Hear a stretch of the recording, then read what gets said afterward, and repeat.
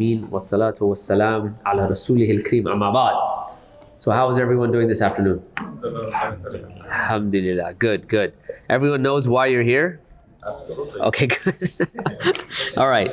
So one of the things that that's on too? No, I turned it off. Oh, okay. All right. I think that's why it went. All right. So one of the events that we have done in the past here at Champions, and we've been doing it at other places around the US, in fact, around the world, is this Jesus exhibition.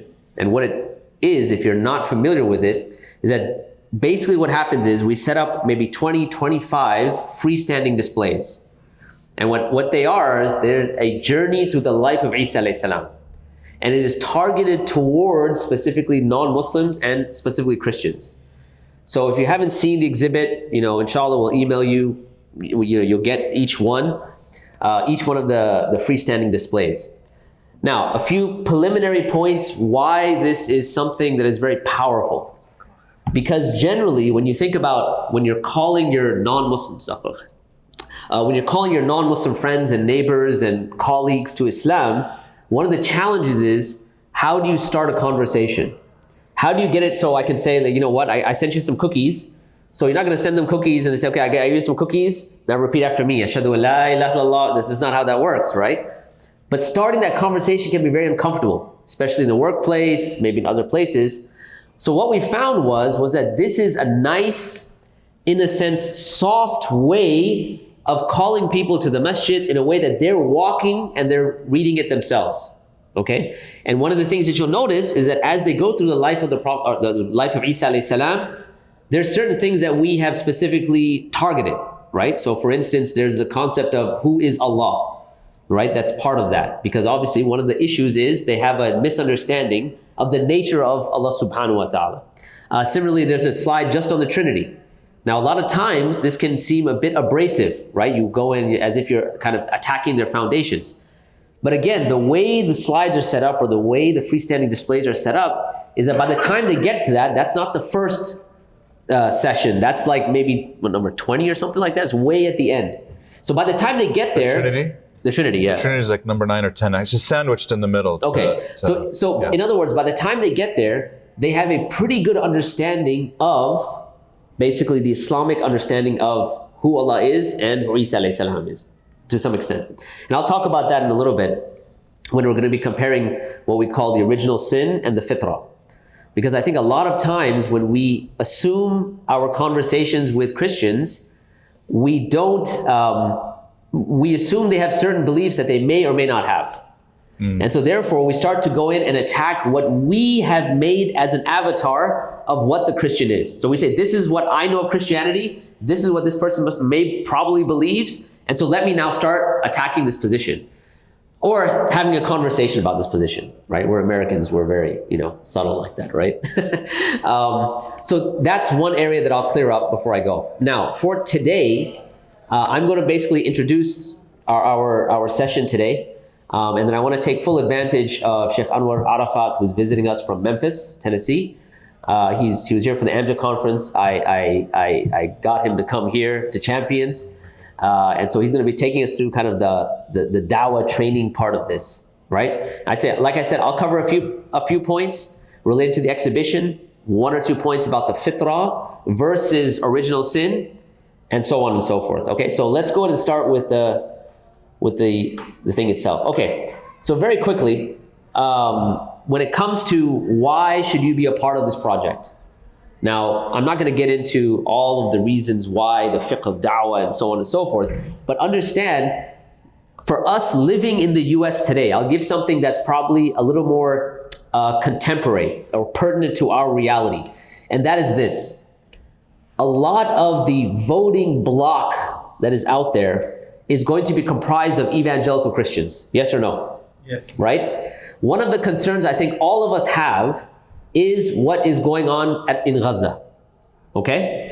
Now, one way of approaching that is to send humanitarian aid and so on and so forth, and therefore we try to help out as much as we can. But that is not a good long-term strategy. That is something like putting a Band-Aid on a, what is on a cut arm or something, right? Like you can stop a little bit of the bleeding. If we're really serious about a longer term solution, it means we have to now reach out to the hearts and minds of the community around us, meaning reaching out to non-Muslims, okay? We live in Texas, that's the reality. And the people that live here, most of them are, well, no, I shouldn't say most of them, but many of them hold fast to Christianity, have some connection with the church. They may go every Sunday, they may be relatively practicing or whatever it may be. So this is one way. I don't want you to just look at this as our obligation of dawah and saving people from the hellfire. Obviously, I think we're all aware of that. But even when it comes to our responsibility to global events and our responsibility to the ummah at large, this actually plays a very significant part in this. Because now you're introducing them to Isa alayhi salam, you're introducing them to who we believe Isa alayhi salam was, what Islam is, and believe me when I tell you, many Christians will come with certain preconceived notions of Islam. And by the time they come through, there are so many things that are clarified, and Sheikh Anwar can correct me if I'm wrong on this. So many concepts are clarified that they walk out with a different perception. Mm-hmm. Is that hyperbole in that? No. Mubaligha in that? No? Right, okay. So this being the case, don't just look at this as a dawah training, right? Maybe you've already gone through dawah training, that's fine. Look at this as your part in a broader strategy to help our brothers and sisters in Gaza. Okay, so that's why I want to kind of give a kind of bird's eye view of this. Because we've gone through dawah training, I'm sure. We've gone through how to converse and so on, perhaps. But this is kind of a little more, I would say, in the time we live in, significant for that reason. Okay, so our duty, our obligation, the prophetic mission, again, there are no more prophets to come. And so, of course, with the exception of Isa alayhi salam who's coming back, but we'll get into that later, I believe. But there's no more prophets to come. So the responsibility is on whose shoulders? Our shoulders, right? Now, that responsibility is exacerbated, is made more intense, because guess where you live? Here, right? Spring, Texas. So it's not that, okay, I have a responsibility just as a Muslim. You have a responsibility being a Muslim in an ocean of non-Muslims, right? So that prophetic mission is something that we have to take on for ourselves because there's no more prophets, right? And believe me, this is something that we will be held accountable for. It's not a joke, right? Like on the Day of Judgment, Allah will ask us, you passed by Susie at Kroger, all right? And she just said, hey, I like your hijab, you know? And you're like, okay, thanks, gone. All right, but this person, maybe they were looking for Islam. Maybe they had a question that was deeper. Maybe, right? So it's keep in mind that this is something that is very, very important, and not everyone does it. Because if you look around the room right now, Allah chose out of the community of champions, y'all, right? Which is something to really think about. People are busy on their Sundays, whatever it might be. I'm sure you guys had things to do as well. But out of all the community of champions, Allah chose all of you. All right, very quickly, and I think I may have alluded to this earlier. We've done these exhibitions in the past. We've done it once here at Champions, I believe. We've done it around the US. How many states do you think we've? A lot. A lot, right? Yeah. So we've taken this exhibition to a lot of different masajid, a lot of different communities. Yeah. And like I said, the good thing is it is a soft dawah. You're not going in and say, okay, let's talk about polemics and this, and let me tell you about the kalam, cosmological argument. There's none of that, right? It's very soft, it's very nice, it's very welcoming. And we're gonna see it's not just the exhibition. There's other elements to it, other elements related to it, where you play an important part, right? Because it's not just they're going through and reading, but also who is the person that's welcoming them. When they come in, that person is you. And so your character, how you approach them, how welcoming you are, all of those things are going to have an impact that this person may end up becoming a Muslim. And that'll be maybe not something overtly that you said, but just a smile that you had as you walked in, okay? So, moving on very quickly. So again, I said that the exhibition is exhibiting the life of the Prophet Isa alayhi salam, his teaching and his message. Okay, so what is the exhibition made up of? Now we're going to get into a little bit of boring logistics, so just stay with me, inshallah. Number one, you have the 25 banners. These are freestanding displays. There's a walkthrough that they'll go through. Now, it depends on how we set it up here. I think last time we set it up in this very room, and so people walk through. I don't know if we'll do it the same this time, but then you have the books and booklets. So we have booklets and books that match the freestanding displays. Okay, now that consistency is very important. Okay, because if they read something and they want to go home and say, oh, you know what, that was that one banner, they have a booklet that matches the very banner that they had. Okay, and the designs all match as well. So there's a type of consistency in design and the verbiage that's used, the words that are used, and so that experience stays fresh with the people there. Number three, this is one that I think, I don't remember how intense we did it last time, but I think it's worth doing it. And here's what it is. It's what we call a Quran booth. So what happens is there's a laptop that's set up and there are headphones. And on these headphones, it's playing Surah Maryam. Someone reciting Surah Maryam and the translation is going by. So this is kind of like an immersion experience, but what they're seeing is they're seeing the translation of things that they've just read, but obviously they're getting the Arabic Quran being recited to them. And that may be more powerful than what you think, by the way, right? Or maybe you think it is powerful, alhamdulillah. But that experience in and of itself, you'll find a lot of people find that very they're taken aback sometimes, right? So there's a Quran booth, which is extremely important. So as it's set up, there's an area, someone can go in, put on some headphones, and listen to Surah Maryam.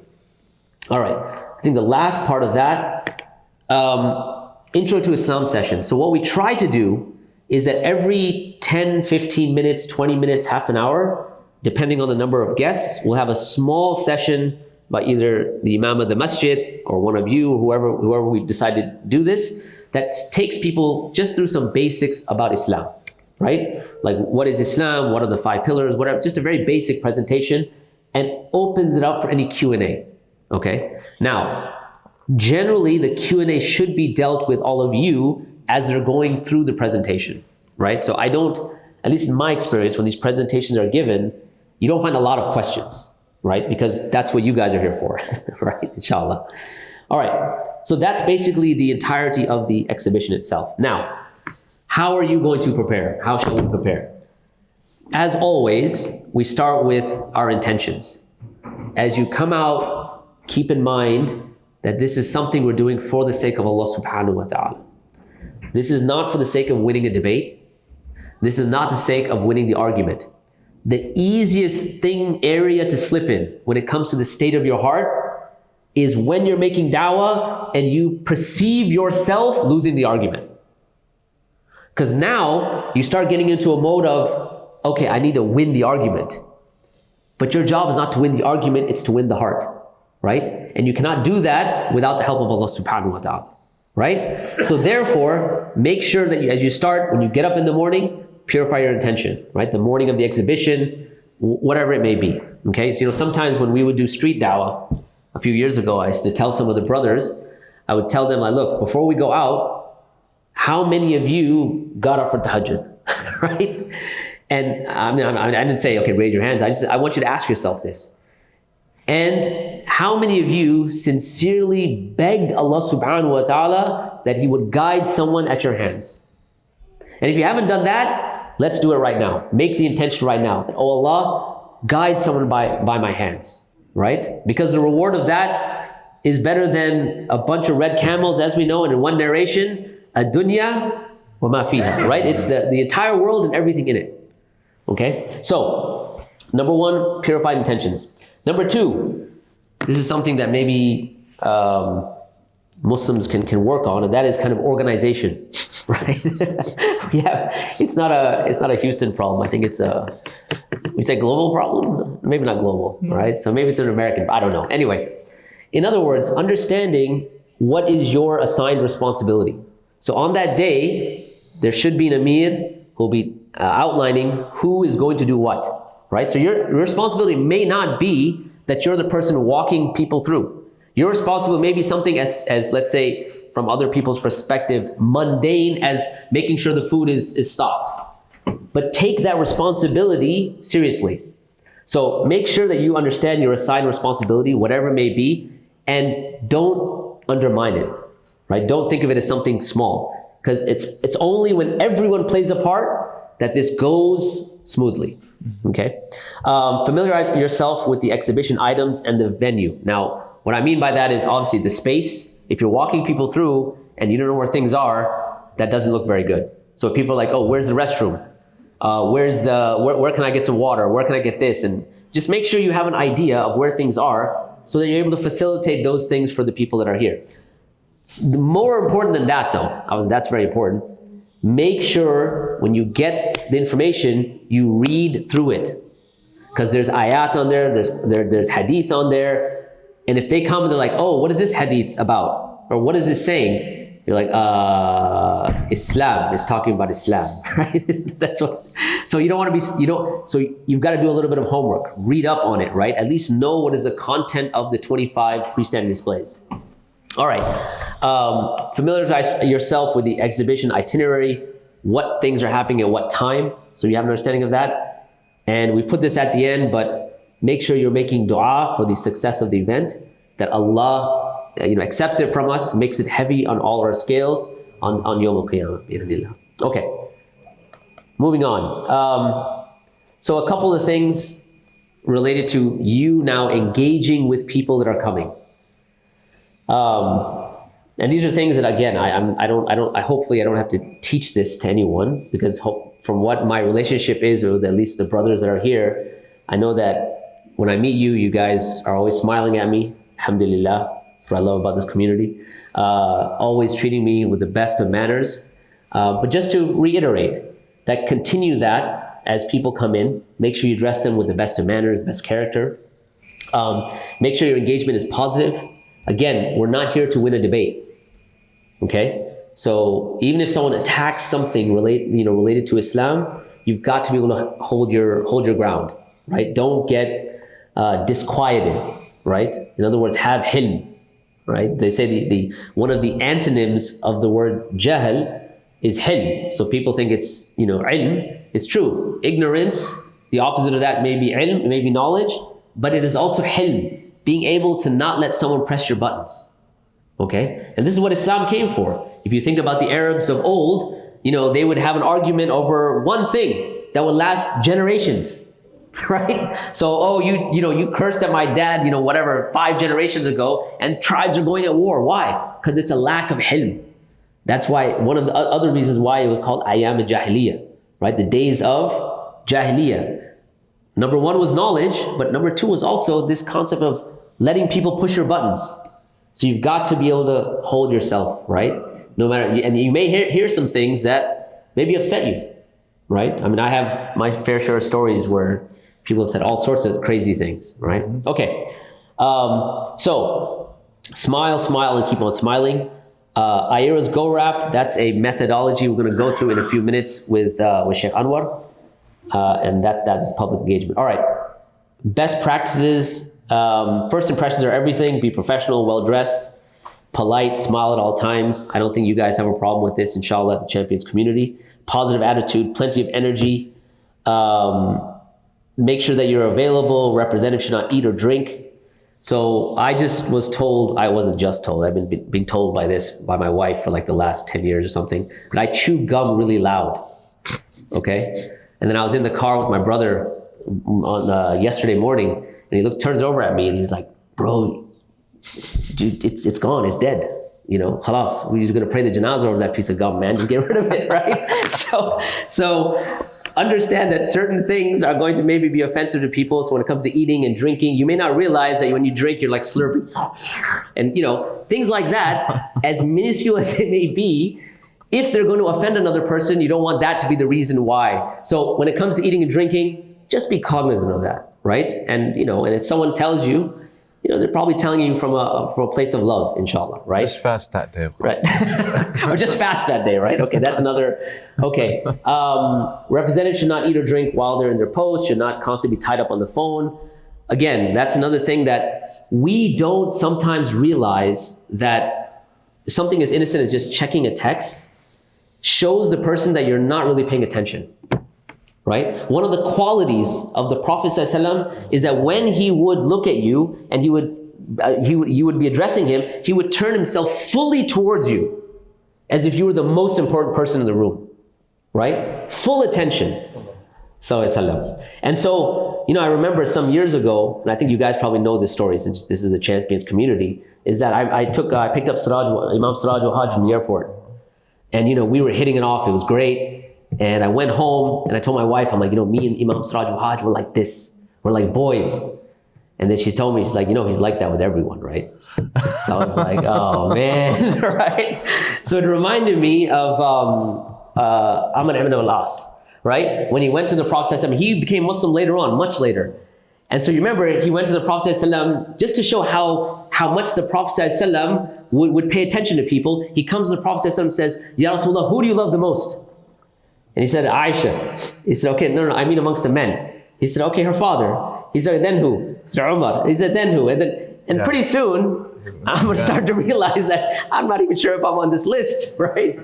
So anyways, by the way, the conclusion of my story was that I met Imam Siraj al-Hajj years later, and I mentioned this story in a fundraising that he was sitting in. So he comes up after me and he goes, so I guess I'll have to remember your name now, don't I?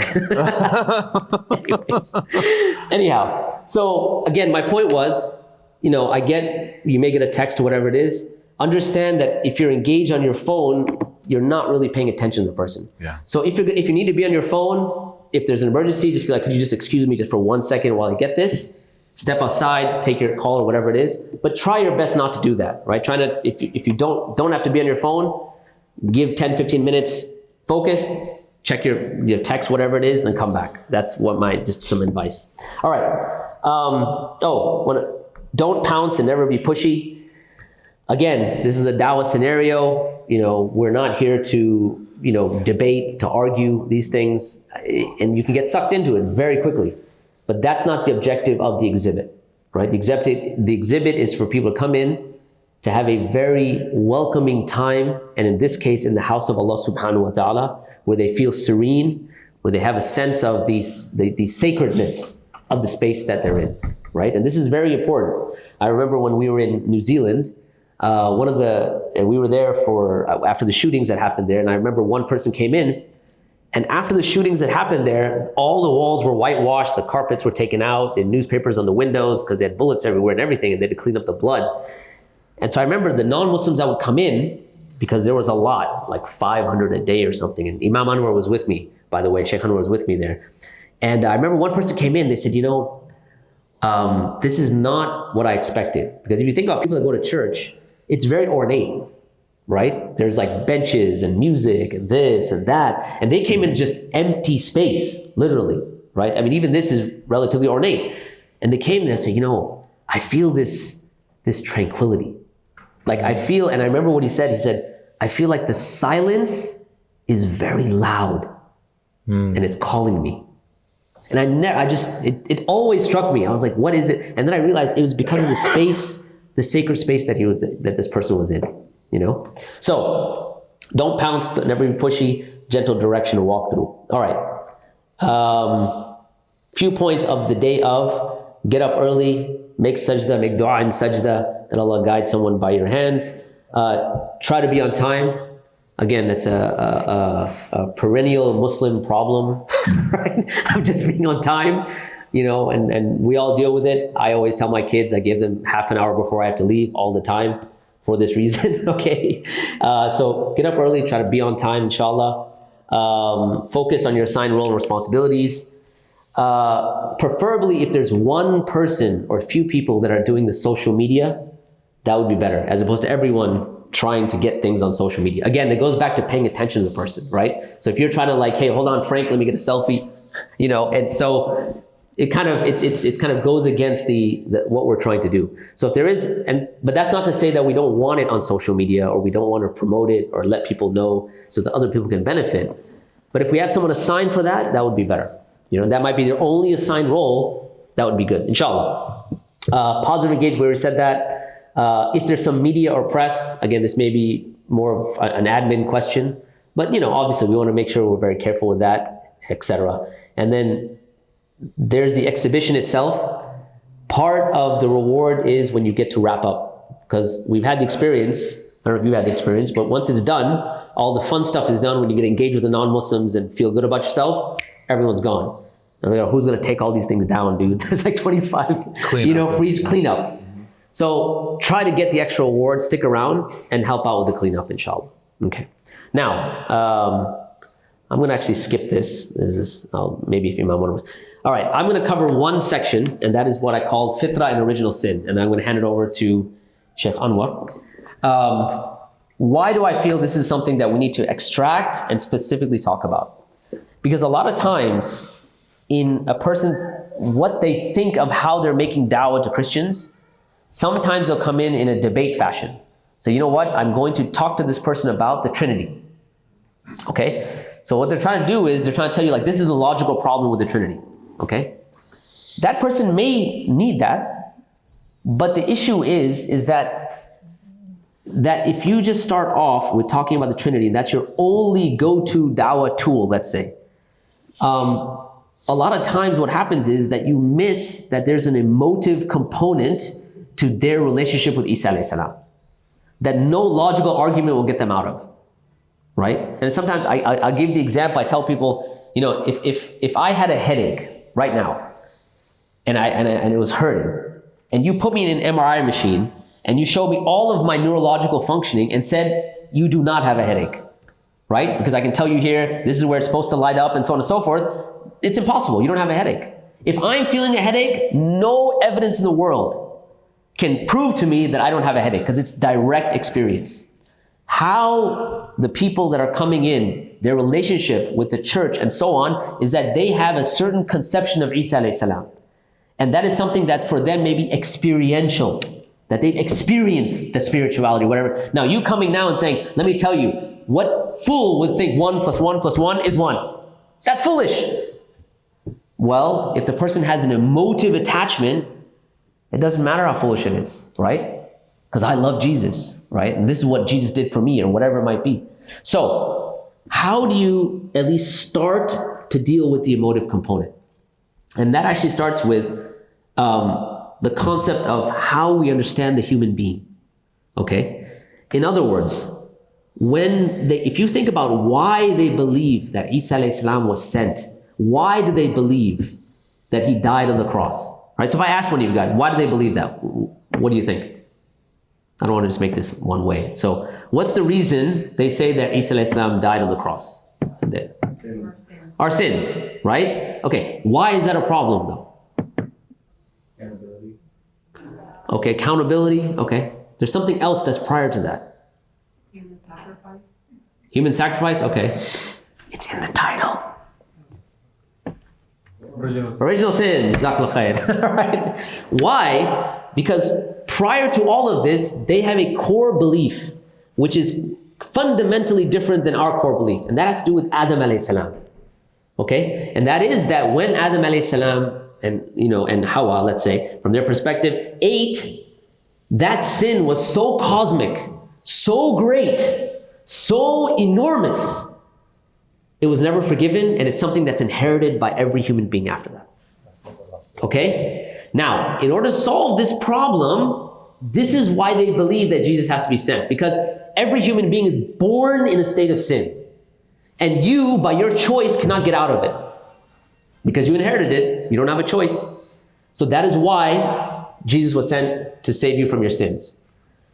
Just that cognitive shift to tell them, hold on, our understanding of the story of Adam alayhi salam is different in many ways, but one way that's very important, that is this, that when Adam sinned, he turned back to Allah, right? فَتَلَقَّى آدَمُ مِنْ رَبِّهِ كَلِمَاتٍ, right? That Allah subhanahu wa ta'ala, when he sinned, he taught him how to ask for forgiveness.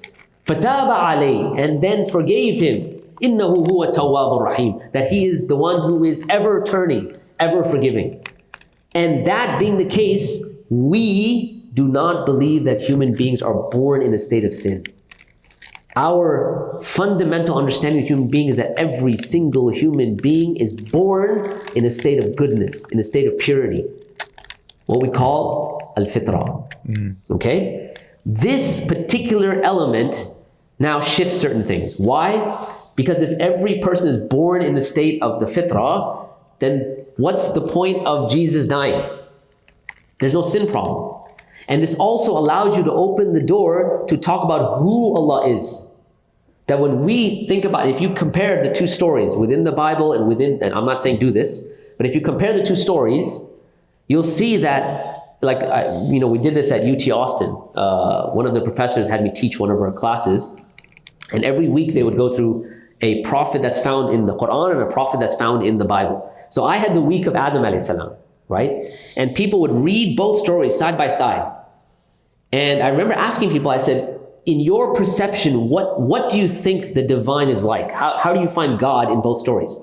They say in the story in Genesis, we find God to be very wrathful, very vengeful, very angry. And in the story in the Quran, we find him very soft, very welcoming, very forgiving, right? Even when Allah says that he is Tawwab Rahim, right? Tawbah comes from turning. Okay, that's what the term refers to. In other words, you may have a momentary lapse and turn away, but Allah is ever turning towards you, ready for your forgiveness. This is who Allah is. Okay? So it starts off, number one, that we have a different understanding of who Allah is. That His mercy encompasses everything. He is maximally perfect in His mercy. And so on. Okay, so that's number one. Number two, it gives them a reference point to the actual human experience. All right? If you think about original sin, and let's say that, is that the natural state? They may say, yes, people do all sorts of bad things. Even children, you tell them, don't do that, and they'll still go do it. So clearly we can see original sin. But the reality is that that's not how we feel when we look at children, right? When a child is born, you don't look at the child and say, look at that sinful little rat, right? That's not what you do. Immediately you say, look at that innocent, pure child. And that's not a quality just of Muslims. Humanity understands that. When people are looking at Gaza and children dying, they immediately recognize that there's innocence that's being done away with. Now, if people thought that everyone born on sin, they'd be like, yeah, they got what they wanted. They got what they should have gotten. But no one thinks that, right? And subhanAllah, the second year we went back to New Zealand, I remember there was a sister there, not a sister, but a Christian woman. She said, my entire life, I never understood original sin because of this reason. And today's the first day you clarified it for me, that the Islamic position makes so much sense. Our assumption when it comes to people, and this is also important, people come with all sorts of, you guys are terrorists, you hate whatever. Our assumption about every person, whether they're Muslim or not Muslim, is that they are born upon the fitrah. We assume good before we assume evil. This is hands down. It doesn't matter whether they're Muslim or not Muslim. Then your actions then dictate that. That's a separate story. So why I'm mentioning all of this as a starting point, if you have a grasp on this concept, then now you're way ahead of most people who think they understand Dawah to Christians. Okay? If this is clear, understanding what is the fitrah, understanding original sin, right? And how they're diametrically opposed, and how that gives us information about a person's understanding of who Allah is. Because when you start thinking about it, what we call it, like the 2,000-year propaganda campaign that God is love, right? But from the very get-go, what kind of a God who is love, whose love is unconditional, starts you off in the red, for those people studying accounting, right? Who starts you off in a state of sin? How is that love, right? How can we say that's love? And not only that the concept of love is that you have to not only believe, or let's say assume, that something external to you, because of that, you are sinful. The solution to that is external to you as well, which is someone dying that you have to believe on a cross. And you are just, like a feather in all of this. How is that a God who is maximally loving? Versus when we look at the Islamic concept of Allah, right? He's al-wudud.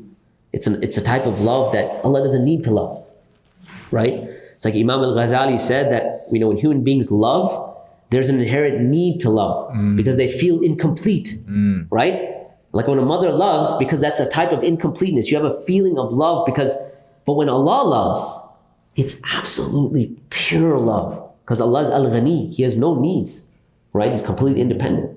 So anyway, I'm going to kind of stop here, inshallah. I just wanted to start the process with the fitrah versus the original sin. Hopefully that was beneficial. I'm going to hand it over to Sheikh Anwar now. And you'll have to excuse me. I actually have to leave. So I'm going to take someone to the airport. You have a question? Yeah. Okay. You're going to give a talk with all the people, like you're giving a small 5-10 talk. Am I going to give a talk? To the guests. So this depends on Brother Raza. If he can bribe me with enough good, something sweet, then I'll give it. No, I'm kidding. If I'm available, I will give the talk. If not, then I think that'll be, Sheikh Abdul Rahman, if he's here. I don't know if he wants to assign one of you to give the talk. We can think about that, but I would assume it would be Sheikh Abdul Rahman who would be giving the small talk to the non-Muslims. That's my assumption. But we... No, we'll probably do it like last time. We just did it here. We had the minbar and then we just kind of did a quick presentation here. That way, if people are walking and they hear someone speaking, they can just come and listen, I think. Inshallah. That's what I'm saying. Things that maybe it's not clear. Sure. So you draw out 3 points like you did about sure. things that Inshallah. they ask a question, you're more familiar to. Sure. If my schedule allows, I'll be here, inshallah. So I just I have to check with the scheduler. So inshallah. But if that's possible, then I'm here. Yeah. We can do that, yeah. So not only the PowerPoint, but also the actual freestanding displays, because that's important that you guys read that. So if you have given your emails, I'll have Brother Raza send that out to you guys. I did a sign-up sheet, so I hope everyone signed up. Okay, so if there's a sign-up sheet, before you leave, make sure you put your name on it, and I'll send it to Brother Raza, and hopefully he can get it out to you guys. All right. Yes? Just for the masjid. Yeah. This is my second time. Okay. And every time I come here, mashallah, this masjid is so big, I'm lost. I'm walking around for Right. 20 minutes to figure out where it is, and maybe Signs I are know you important. mentioned, Yeah. that we did before. Yeah. Do we have a clear greeting, like you said, professional? Right. Right? Yeah. Professional banner saying, go here. Sure. I think, actually, you know what? I think we actually had a banner. And actually, we put it on the street. Right? We put one on the street. And then I think we had signs maybe, right? So I think there are signs, arrows, like this way, please. Okay. I don't know if we had someone standing outside because it was hot. So maybe we didn't have so, but there were, from what I remember, right? There were clear signs that said exhibition this way and kind of took you right into this area. Plus, they have a greeter too. There was a greeter. Okay, yeah. So so I remember there was a process, inshallah. Okay, so let's save the questions to the end, and that way Sheikh Anwar can have the hot seat with all the questions.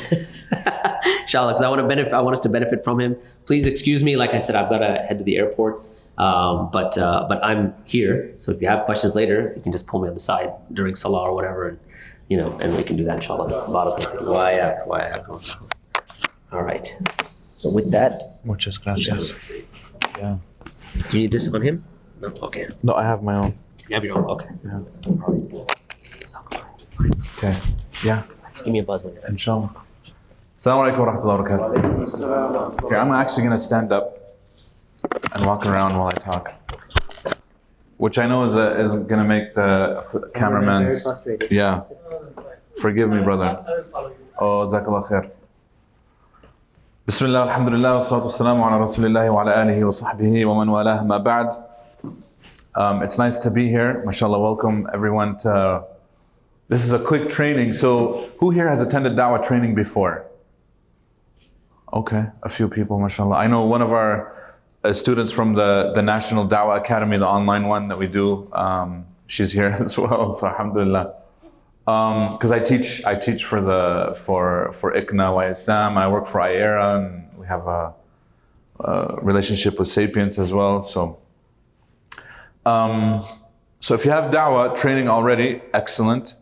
A lot of this will be review. For those that haven't done training, this will be a little bit faster than we usually go, because our Dawah training typically takes around between 6 and 8 hours. For the level 1, what we'll call GORAP course. Okay, GORAP is an acronym. It does not mean to go and start rapping and that's your Dawah. It means it's an acronym to memorize, to help you. It's a map through your Dawah conversation. You meet a Muslim, you meet a person. How do you talk to him about Islam? A lot of people think that My challenge in da'wah is that I'm not a scholar. I don't have enough information. Who here believes that's true? Right? This is actually false. In fact, and from observation, from studying this, we know that the average Muslim has, mashallah, a lot of information. And the challenge is, how do you distill all that information that you have about Islam into a 2-minute, 3-minute, 5-minute conversation? That's the challenge. Which means, I'm not going to say you have too much information. I'm saying you already have the information that you need for da'wah. It's just that how do you target it to that which is beneficial for the person? And by the way, this is what I call da'wah through listening. So on the day of the event, Sheikh Fahad will agree with this. I want you guys to practice listening more than talking. Because you don't know how to give da'wah to a person unless I find out who am I talking to. Is he Christian? Is he not? And don't try to put people into boxes either. We make this mistake. Oh, you're Christian, so you believe in the Trinity. You don't know that. You'll be surprised at how many Christians actually don't believe in the Trinity, or they don't believe in original sin. And if this is the case, excellent. You show them, hey, you know, that's actually not mainstream doctrine, but this is good because we actually agree on this point. This is a point where we can agree and we can actually move the conversation from there. Does that make sense? Da'wah through listening entails that I'm going to get to know the person, find out what's on their mind, what concern do they have, all of these things. I'm not going to jump to conclusions. I'm not going to make assumptions. I'm not going to do anything of the sort. After I listen to them, I have a map, which is our Go app, and we go from there. Does that make sense? Very good. I'm going to show you guys a picture. If this guy walked in to the exhibit, what would you guys do?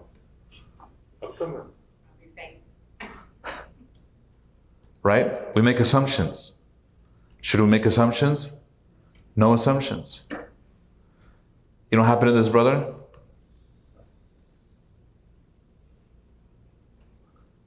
That's before and after.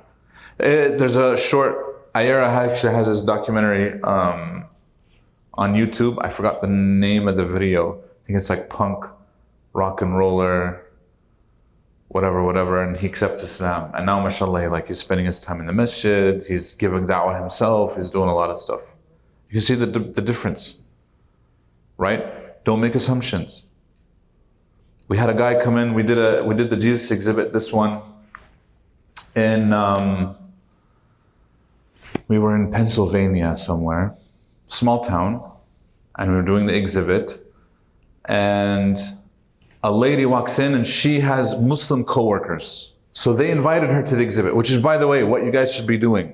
To market this, you need to talk to the people that you know. Co-worker, neighbor, colleague, people that you know, because they'll come out. Say, hey, there's going to be food, there's going to be everything. Have you ever been to a mosque before? No, I haven't. Then they'll come. This is your opportunity to come. Of course, they can come anytime. But now that there's an event, please come out, give them an invitation, they'll come. So they came. From doing this exhibit, I've done this exhibit dozens of times. The number one method that people come is when they're personally invited. Let me repeat.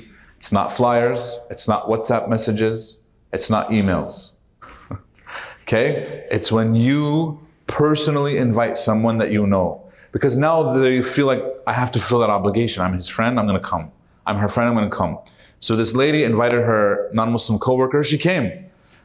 What's funny is that when she came, of course, she spent almost the entire time eating, socializing. She did very little walking around the exhibit. That's fine. Her husband came with her. Her husband walks in. He's stiff. He's looking around. He's just kind of like, okay.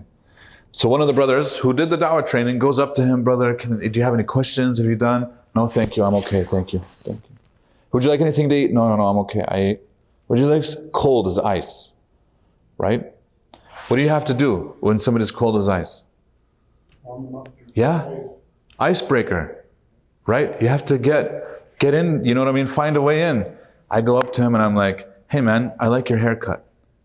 He had a mullet. Does anybody know what a mullet is? It's the ugliest haircut in the world. But I'm not lying. I just like the idea that he was bold enough. MashaAllah, the guy's, maybe in his 60s, and he has a mullet. So I was like, cool haircut, man. He's like, oh, thank you. He lit up. He's like, why do you have a mullet? Because like nobody has a mullet these days. We talked for an hour.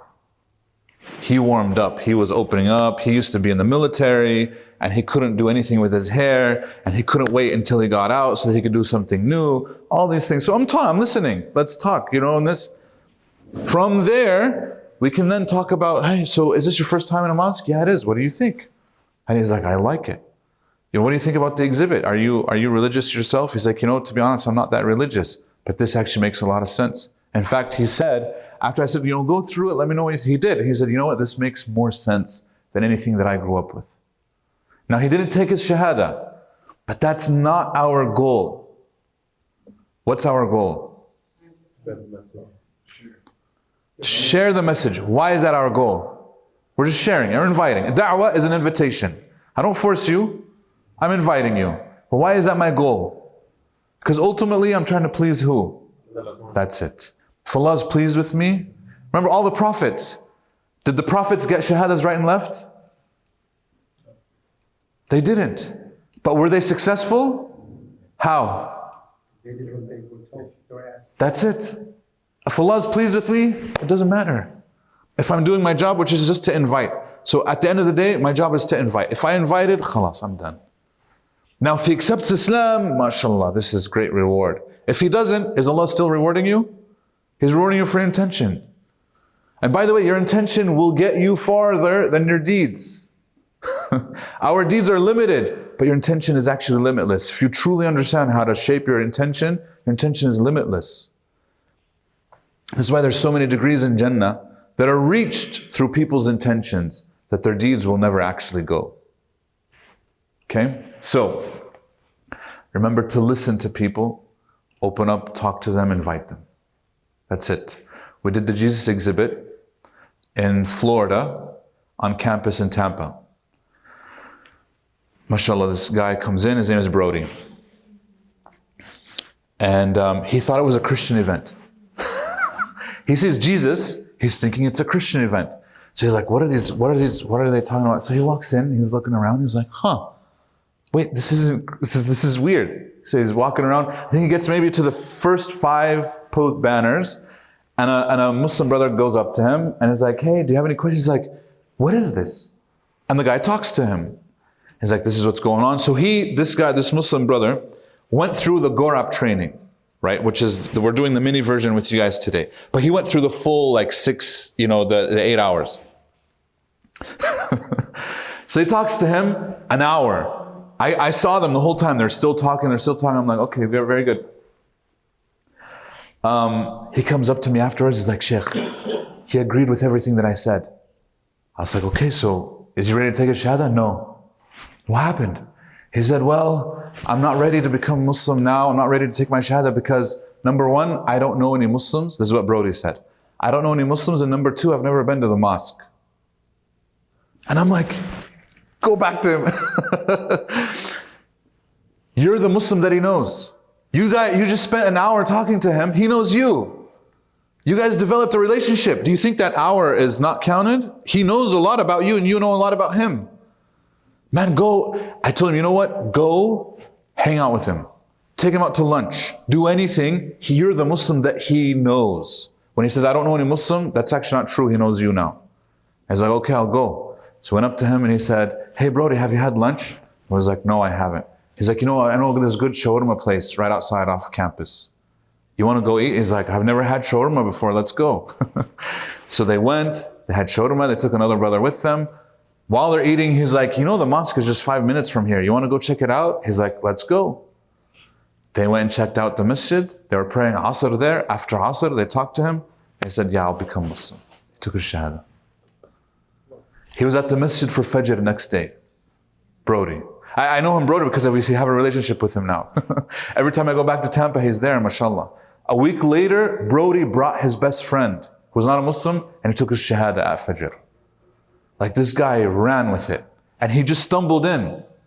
Imagine how Allah subhanahu wa ta'ala knows. He'll bring you people. The last time we did this exhibit, this Jesus exhibit, we did it in Cleveland last month.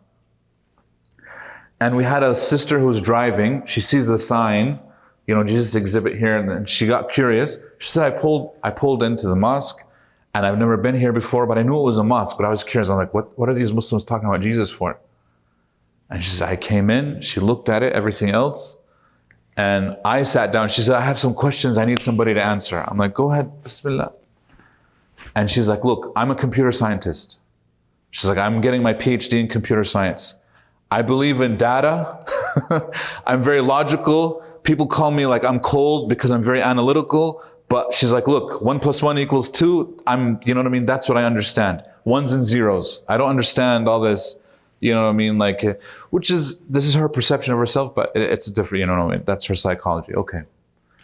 So we talked based upon this. She's like, look, you know, this makes sense. The Trinity never made sense to me. But one God. And there's all of humanity. And there's all these prophets, but they have the same message. And this and this. She's like, that makes sense to me. What do I have to do to become Muslim? I told her it's very simple. This and this and this and this. She took her Shahada. She ended up staying at the masjid with us until after we closed. She helped in the cleanup. She said, I'm not going to leave until I know how to pray. So I asked one of the sisters, go teach her wudu, go teach her salah. She got it. She said, I'm not leaving until I know that I can do this on my own. Like usually we get a Shahada and we tell them, hey, come back, we'll teach you wudu and this. She's like, I'm not leaving until I know how to do that. And we're still in touch with her. We got her with a Muslim mentor that we have. We got her with everything. Now I'm telling you these beautiful stories. Sometimes we do the whole exhibit and nobody takes her Shahada. That's fine. As long as we invited people, we did our best to actually invite them. That's it. But I'm telling you, this work is necessary for so many reasons. This is why, inshallah ta'ala, if we stick to it, and like I said, it could be, it's not your, we think that a lot of times it's my excellent logical argument that'll get them to become Muslim. Sometimes it's a shawarma sandwich. Sometimes it's just sitting down and giving them a little bit of your time. Wallahi, a listening ear and attentive heart, that's all they need. Inshallah ta'ala, we can do this. Okay, I need a volunteer to read. You want to read? Okay, so this is in the Dawah downfall. So we heard all these nice things. This is what not to do. So he's going to read the scenario for us. Then I want you guys to think about it and tell me what's wrong with this scenario. Something is wrong. I'm not telling you it's right. I'm already kind of giving you the answer. But I want you to tell me what's wrong with this approach. Okay, you ready? Bismillah. You on a break at work and your work colleague John asks you a question. Why do Muslims pray? You answer the question as best as you can, but it leads to the follow-up questions. Why do you need to wash your feet in the sink? Can you not just pray? Can you not just pray them all at once at the end of the day? Why do you need to take an extended lunch on Fridays? This goes on and on until the break is over, and all you have done is answer his question upon question. What is wrong with the scenario? What do you guys think? By the way, something similar will happen at the Jesus exhibit. It's not an if, this will happen. He'll ask you a million questions. He'll come in, why do you guys have these lines on the carpet? Why do you guys face east? Why do you guys do this? Why do you guys? And you're just answering question after question. What's wrong with the scenario? Well, usually you said earlier, you need to listen. Okay. But a lot of times you need to ask them back the question. Ah. How are they asking the question? Very good. Or maybe bring up the idea, hey, you have been paying attention to what I do. So, and that's what it. No, let's go back. I want to go back to something that you just said. You're not asking the questions. Did he ask any questions, the Muslim here? He didn't. Should he ask a question? Yeah. Yes. Tell me a little bit about yourself. Let me get to know you. Number one. No. The Muslim asking the non-Muslim questions. Not the other way around. You will get asked questions as a Muslim. You will. Not just here in the masjid, anywhere. Right? You'll be in the line at Starbucks, which you shouldn't be going to. But let's say you were there. It could be, let's say not Starbucks, another coffee shop. It's like... How do you answer this back? Excellent question. That's what the Gorap is about. Thank you for coming, and inshallah we'll get... But that's exactly what we're doing here. Right? How do you answer that question? It says, hey, you're Muslim? Oh, okay. Like, I heard you guys don't eat pork. Is that true? Simple question like this. How do you turn that into a da'wah opportunity? I can answer the question of why we don't eat pork, correct? I think every Muslim here can answer it. Why don't you eat pork, brother? Why don't you eat pork? Because the pigs roll around in the mud and it just makes them dirty. Yeah, the pig is filthy. Allah is forbidden for us. God forbade it. But why is not answered? Okay. And he's like, okay, cool. Did I give him da'wah though? Where's the da'wah? Yeah. Do you guys understand what's going on here? The da'wah is where I invite him. But if he doesn't even know what he's being invited to, I can't invite him. I tell him, hey, there's a dinner tonight. Okay. You want to come? Do I know anything about the dinner? What am I going to say? No, I'm not really interested. I'm telling him, hey, there's this. So we're going to bring a lamb and we're going to slow roast it over this fire with like excellent spices. I don't know if you guys seen those videos where the guy goes out in the middle of the wilderness and he has that animal, and man, I see these videos and I'm like, mashallah, what is this? And you're invited to something like that. I know exactly what it is and I know exactly what it's going to taste like. Am I going to go to that invitation? Absolutely, because I know what it is now. But I'm being invited. Imagine the opposite though. Sometimes what we'll do is we'll tell people about this amazing dinner and we won't invite him. Hey, you know there's this amazing dinner tonight. Okay. And then he just walks away. Did you invite me? Am I invited? I don't know. I want to be invited. So if I just tell him about the wisdom behind pork, but I don't invite him, he's not going to come. He's not going to actually adopt it. There's the invitation that has to take place where we get scared, which is understandable. It's a little forward when we invite someone to something. Remember, I'm not forcing you. I'm telling you what it is, and then ahlan wa sahlan. I'll invite you to something. It's a shift of mindset. So we ask questions. So instead of, why do you guys wash your feet in the sink and everything else? What would I do instead? Anybody want to try? But hey brother, I saw you washing your feet in the sink. Why are you washing your feet in the sink? How to give da'wah now? Hey, how are you today? What's your name? Tell you. Yeah, my name is Bob. Yeah. What's going on? Give you all this. Yeah, I mean, it's just weird. You know, I don't mean to impose, but I mean, it's not every day that I see people. I mean, did your water cut out at your house? Like, do you not have, are you trying to take a shower? Like, you can come over to my house if you want to. You don't have to do it here, you know, in the public restroom. The story behind why we're doing it, inviting that, hey, the reason being we want to be purified before we step into place or follow our Rasulullah Sallallahu Alaihi Wasallam that has given the advice before you pray. You have What did you say, Rasul? What did you say, that word? I've never heard that word before. Hey, Muhammad, the prophet we follow, he's the last prophet. Okay. You make him curious just by talking to him. So he can, you know, maybe change his mind about whatever. Sure. But no, sometimes you have to be direct. You know, you have to answer. Like, look, hey, I'm washing because I'm about to pray because I believe in God, right? My next question to the guy is, I'm assuming you believe in God too, right? What is he going to say? We're in Texas. He's like, absolutely. Yeah, I believe in God. Okay? But the thing, Now we're going to have a conversation about God. We're not going to have a conversation about my feet being in the sink. Because I just told him why. Does that make sense? When he said, I don't eat pork because God commands it. I'll say that. Absolutely, that's a good answer. You know, look, I believe that God told us not to eat pork. This is not only found in my holy book, but in yours as well. I'm assuming you do believe in God, right? Yes, I do. Then, you know, me as a practicing Muslim, I obey him. When he says don't do this, I won't do it. And I'm assuming you as a good Christian, I'm assuming you're a Christian, right? Yes. Then you won't do it either, correct? Yeah, you know, now I'm getting him to think a little bit. So I'm shifting. So here the focus is on the Muslim too much.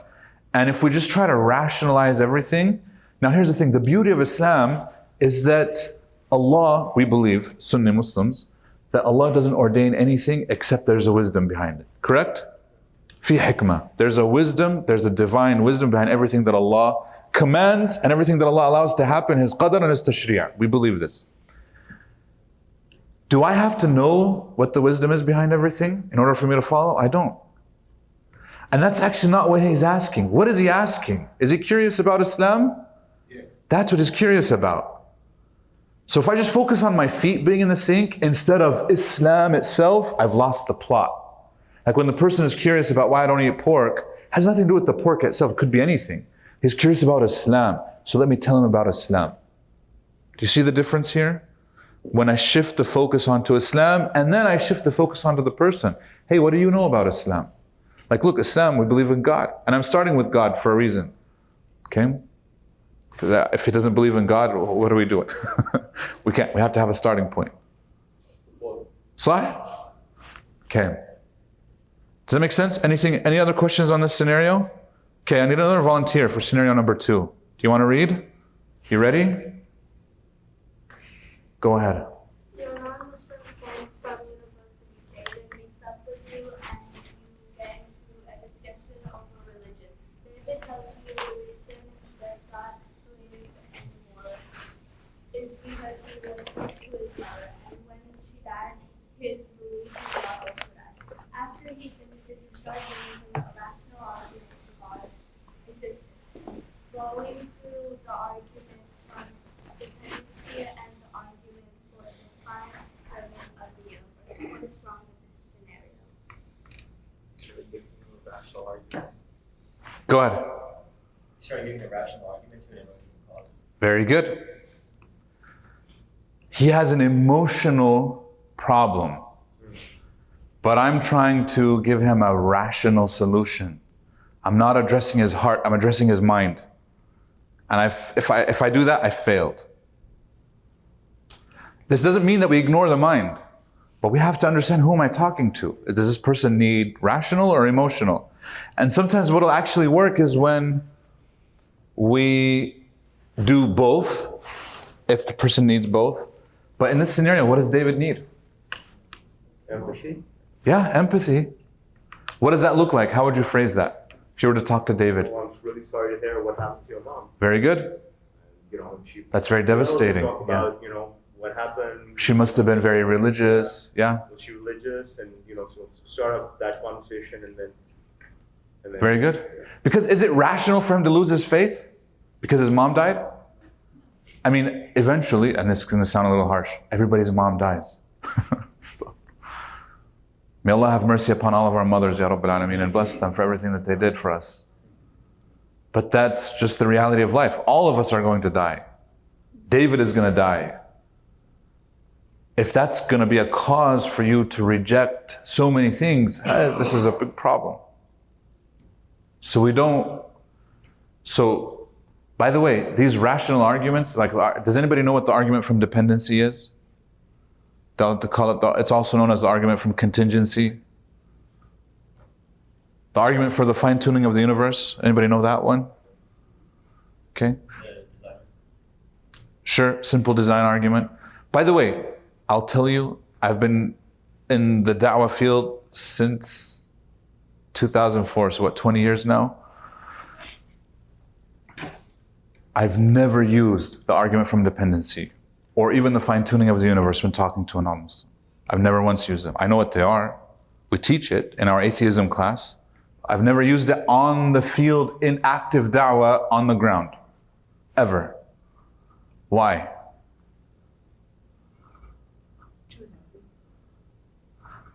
We use the fitra argument. What is the fitra? Remember, Sheikh Fahad touched on it a little bit. Fitra is what? Yeah, well, but what is the fitra? Innately recognizing that there's a God. So the starting point is that they believe. And if you don't, tell me why. It's not the other way around. You don't have to prove anything. You don't have to prove God's existence. And in fact, you never do. Even when we were in New Zealand, we went to New Zealand right after Christchurch. Sheikh Fahad said it was one of the most difficult times for us because we spent 2 weeks there. So the masjid was devastated after the shooting, and we went to help specifically with the masjid. Of course, we met with a lot of the families, we met with a lot of the victims, the survivors, everybody. But the masjid had no carpet. All the carpet was ripped out. The walls were bare because they tore down everything because, of course, the shooting, everything else. Most of the glass was gone, boarded up windows. but they were getting 500 visitors, 500 non-Muslims a day. And so some people went to go see and they saw there's nobody there to welcome these non-Muslims, nobody whatsoever. So Sheikh Fahad called me because they reached out to Ayera. Ayera is our Dawah group that we work with. He reached out to me. He's like, hey, look, I know this is last minute, but do you want to go to New Zealand? I'm like, what? This is only like 2 weeks after the shooting. He's like, yeah, man, they need a lot of help. You want to? I said, yeah. I talked to my wife. She's like, oh, let's go. If you have to go, you have to go. We went. 500. I was on my feet from the morning, like 8 a.m. I mean, we'd pray Fajr. So even they had me lead. Like, I'm the imam of the masjid back in Memphis. When they found out, they're like, please lead, brother. I'm like, man, I can't. Yeah, this is too. But anyways, we would help out in the masjid as much as we can. 500 visitors a day we were getting. And we're on our feet the entire day until Isha, until the masjid closes, welcoming person after person after person. Now in New Zealand has the largest percentage of agnostic people in the world out of any developed country. Agnostic, not atheist. Agnostic meaning they're ambivalent. They're like, I don't know if there's a God, essentially. Never once did I use these arguments with them, ever. In fact, appealing to the fitrah still worked. We got 1 shahada a day on average. And that wasn't even our goal. Our goal was just to welcome these people and show them some positive elements of Islam. And different people would come in and they have different things going on and we talk. Some people were like, I just want to sit. Can I sit in the mosque here? And they would sit for like an hour, 2 hours and they're just hanging out. And some other people were doing other things. Of course, there were other da'wah groups that came in. One of them was from like a Scandinavian Europe. And their da'wah method was terrible. So they would come in and they'd be like, let's tell you what Islam is. And then they would explain like the 5 pillars of Islam to the people. They would get a group. And then he would be like, and I heard this, like I'm not, this isn't secondhand, I was there. If I were to tell you that I had $1 million and you walked out without taking the $1 million, what would you say? And I'm kind of like, what? He would be a fool, correct? And I'd be like, yeah, sure. So if you walk out today without becoming Muslim, you're all foolish. What do you think happened? The people are looking at him like, what are you talking about, man? I'm here to give you condolences. Like, I'm coming here because I feel bad for you guys that you Muslims had to go through this, and you're trying to force me into something that I'm not even, people were offended. People were like, what the heck are you talking about? And one method, he was telling him, how much is your eye worth? How much is your this worth? And what about God giving you this? And you can tell the people are like, what are you trying to do, man? You're like hard salesman method, of da'wah. And this isn't what we do. That never works. You're going to push people away. And so we have, eventually that group, the local community asked them to leave. They said, please, And then me and Fahad, we were there, of course. They asked us, hey, can you guys do this training? We did 3 different training sessions for the local community because eventually we had to leave. So we said, you guys have to take over. MashaAllah, they rallied up a lot of people. We did the training in the masjid. We did the training on campus. We did it at the other masjid as well. Because remember, he attacked 2 masajid, there were 2 masajid in Christchurch. Regardless, what I'm saying is, just listening to people and talking with them is enough. Ask them, hey, why are you agnostic? Like, tell me. I can understand. Like, well, there's no proof that God exists. Okay, sure. Let me ask you a question based on that. If I were to show you proof, would you accept it? You know what's crazy? A lot of people say no. You can't show me. I'm like, how do you know that? I'm just asking you a premise. If I could show you proof, would you listen? Would you? Because that means he's not agnostic. If he says no, there's no proof, what is he actually? He's an atheist. He's rejecting. He's not even entertaining the possibility. He just doesn't want to. So at that point, it's not a rational problem. It's an emotional one. Then you ask, what happened? Why are you so, I'm sensing you're defensive. What happened? What's going on? And people will open up. Oh, when I was a kid, they tried to this. When I was this, you understand what I'm saying? There's always a personal issue that emanates from the heart that we then rationalize, which is why in our da'wah training we ask this question. Which one are human beings? Are human beings rational beings with emotions, or are they emotional beings that rationalize? We're emotional beings that rationalize. 100%. And we do this, by the way, not just in religion, we do this in everything. Why did you buy that shirt? I liked it. And it was on sale. Emotional, and he rationalized. You guys see what happened? Why are you driving that car? Oh, I got a good deal on it, but it's also red and it goes fast. So he liked it, and then he's rationalizing because he got a good deal on it. You understand what I'm saying? We do this in everything. Why did you marry your wife? It's the heart, but then we rationalize. Oh, mashallah, she's educated and she has good deen. But just say you liked her. She's beautiful. That's fine. The Prophet ﷺ acknowledged that. تُنْكَحَ الْمَرْأَ لِأَرْبَعٍ. Right? The woman is married for 4 things. But he says, فَضْفَرْ بِذَاتِ الدِّينِ. Remember always that deen is there. But he's not saying ignore the other ones. The other ones have to be there too. It's usually, he's saying that because usually we focus on the other ones, right? She's beautiful. And then everything else is extra. Recently somebody lost his father. So I told him, we call, he said that I was God and he go. Yes. He's Hindu, so I don't know how it go, but I did talk to him after that. But you can follow up, yeah. I mean, this is why we're here. Inshallah, we'll give you tools to be able to follow up that conversation with. That's very good. Okay, any questions on scenario number 2? Remember, it's the heart that's at work. When you're giving da'wah, it's not the mind. Like the mind should be there, yes. We're not saying not to be sense. You have to make sense. But you have to open this. Not necessarily this. People will come all the time and will tell you, Islam makes a lot of sense. Okay, then why aren't you Muslim? I'm just, what's going on? Something here is blocking it. That's it. We do this in all the times. If I give you, or not you, let's say me, if you were to offer me a donut and a salad, which one am I going to take? Every time. Even though if you ask me which one is better for you, what am I going to say? I know that the salad is better. I know that. But does my heart know that? Not yet. You understand what I'm saying? So people will do this all the time. They'll know that Islam is the truth. Wallah, it's crazy. When we do street da'wah, so we do da'wah tables on a regular basis. We have da'wah teams across the country. I try to do regular da'wah tables, and we talk to people all the time. The benefit, by the way, in the da'wah table is not the number of shahadas that you get. It's in training the Muslim on how to actually talk and articulate their Islam. Because you become so much stronger in your own faith when you can actually present it to other people.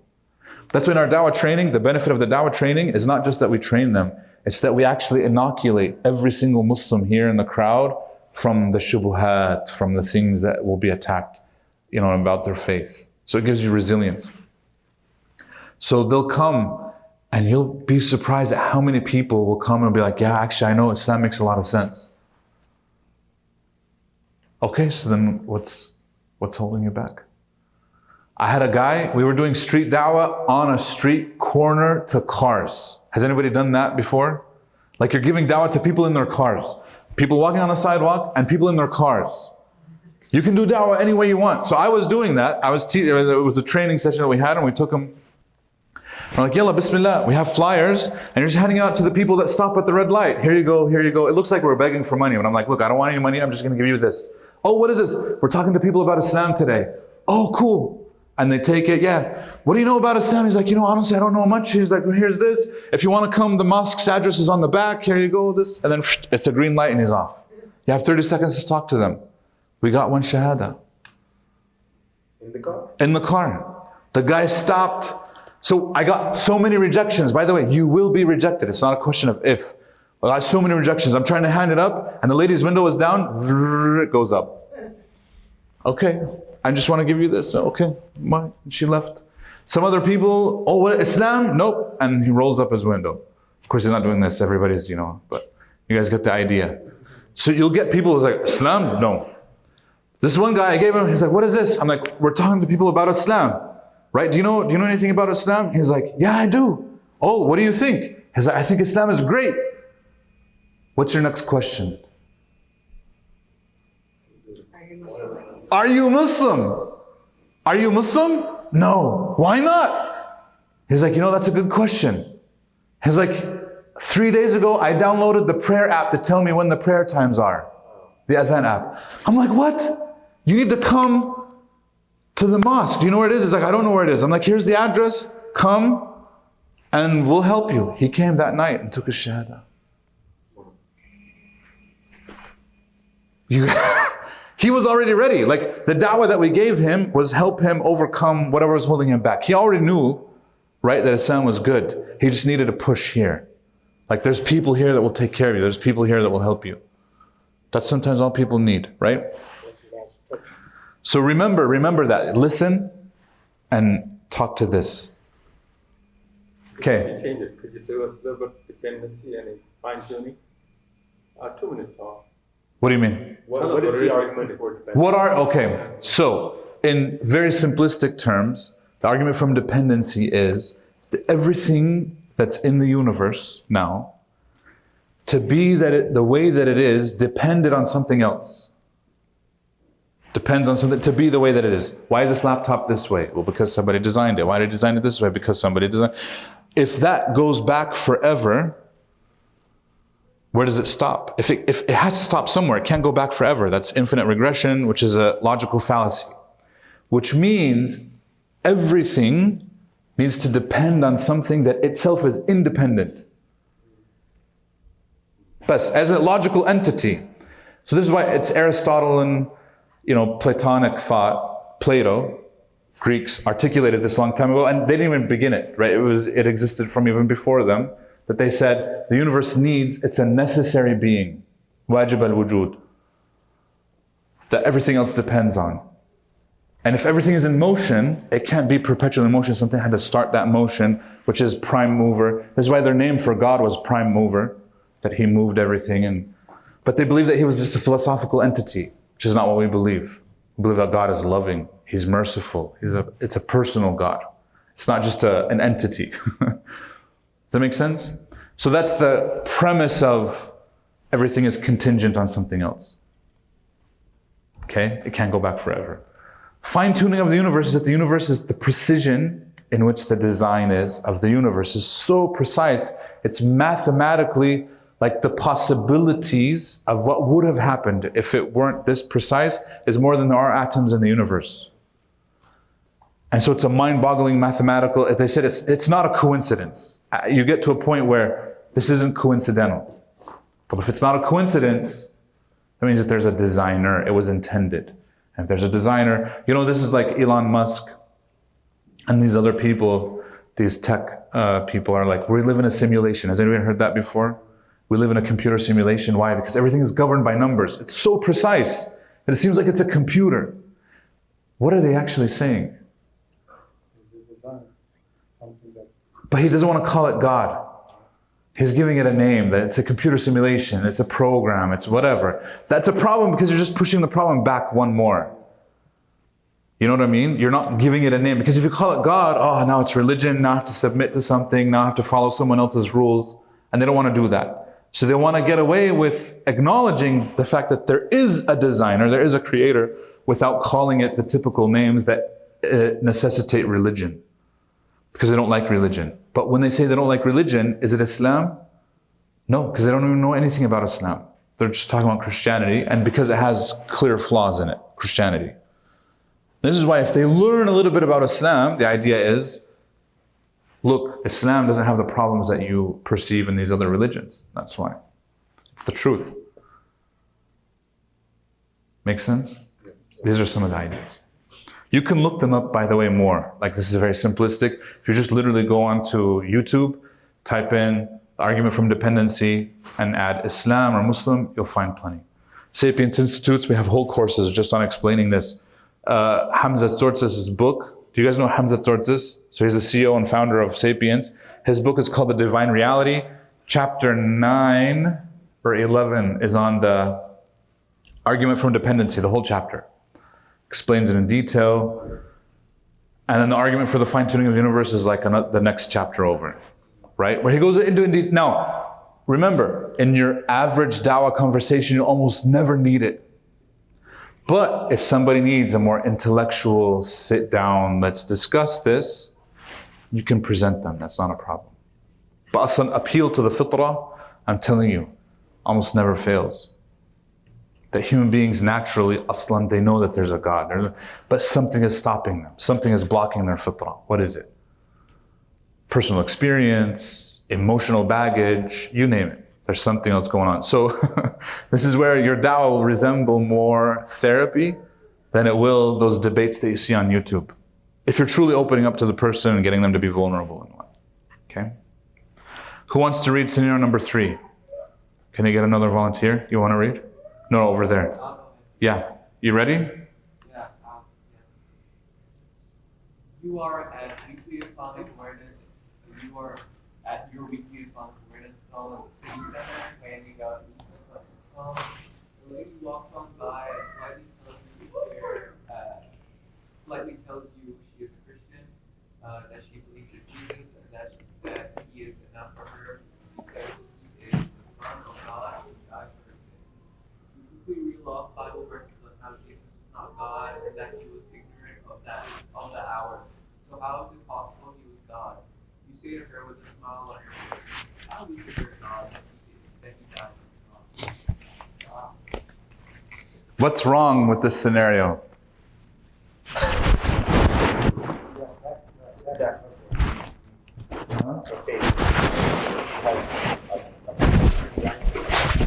Sure. You're actually, trying to rationalize with an emotional, right? Yeah. Okay. Good.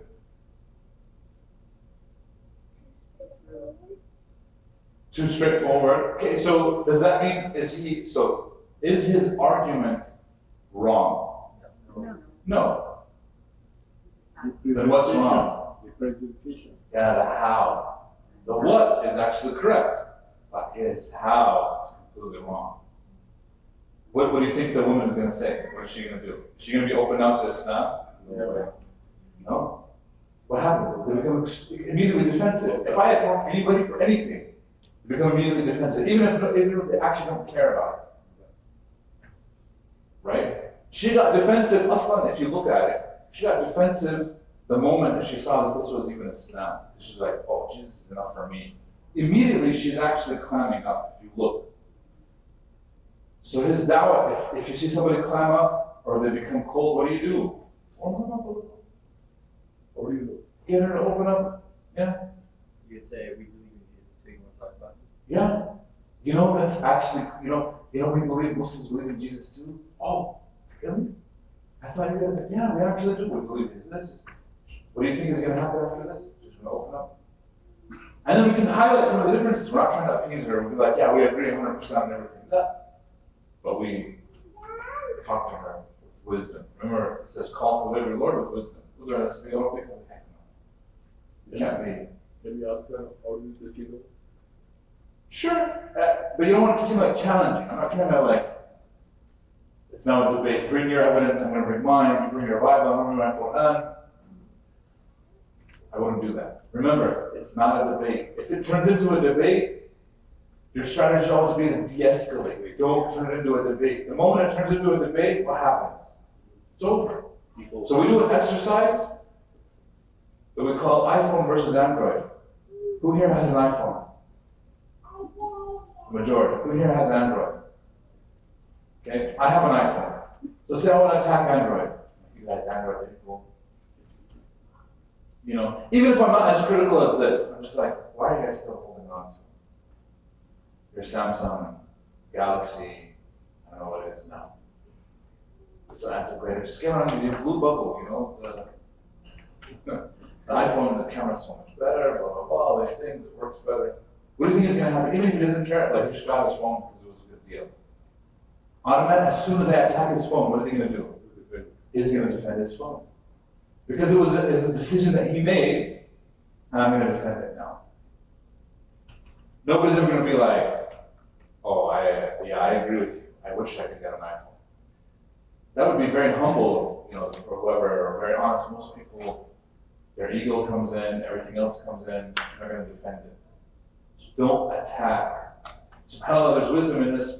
the verse in the Quran, verses وَلَا تَسُبُّوا الَّذِينَ يَدْعُونَ مِن دُونِ اللَّهِ فَيَسُبُّوا اللَّهَ عَدْوًا بِغَيْرِ عِلْمٍ. Do not curse those false deities that they worship besides Allah, so that they, in return, don't curse Allah out of ignorance. And curse, tasub, it also means to criticize.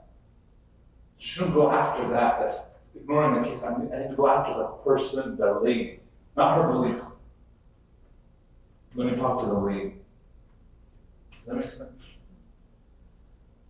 Tribalism comes into play. I'm going to defend my position. I'm going to this. Yeah, we're on the same team. And if they feel that way, that's what empathy is. I'm here with you.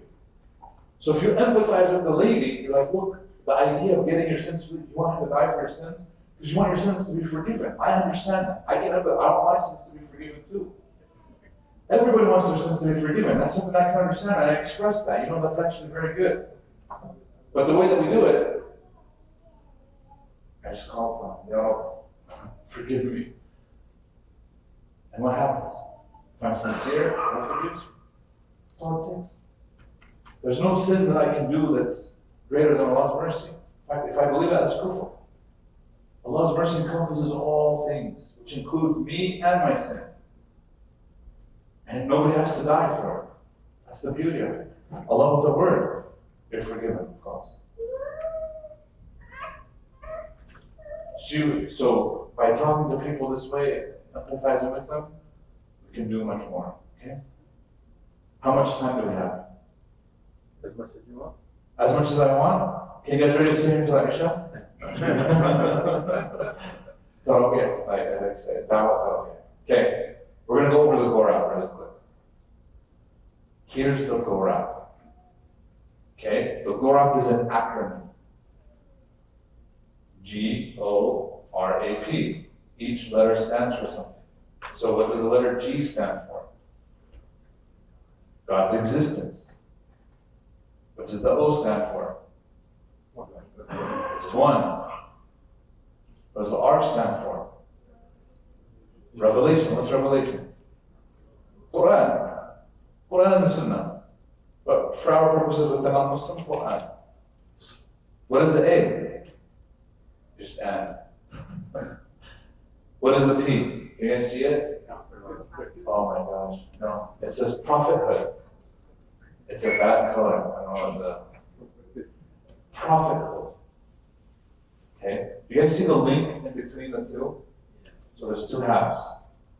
I want to see who's here very attentive to detail. If I were to separate the first two and the second two, there's only four. What are the first two? God's existence, and then He's one. What is that? Tawheed. What's the phrase of Tawheed? La ilaha illallah. So, Gorab, first half is La ilaha illallah. But what's the second half?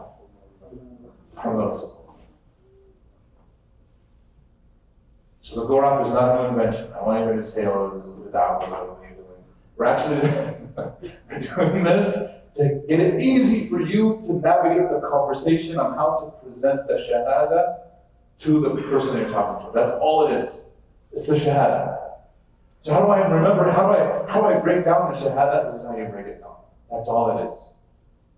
So remember my conversation with the guy who was making wudu in the sink, right? From that scenario. Why do you wash your feet in the sink? And he says, oh, it's because I believe in God and we pray to God 5 times a day, and part of our prayer is that we wash our feet as well. But I believe it's essentially because I believe in God. I'm assuming you believe in God too, right? And the person says, yes. What letter did I just cover? Or G.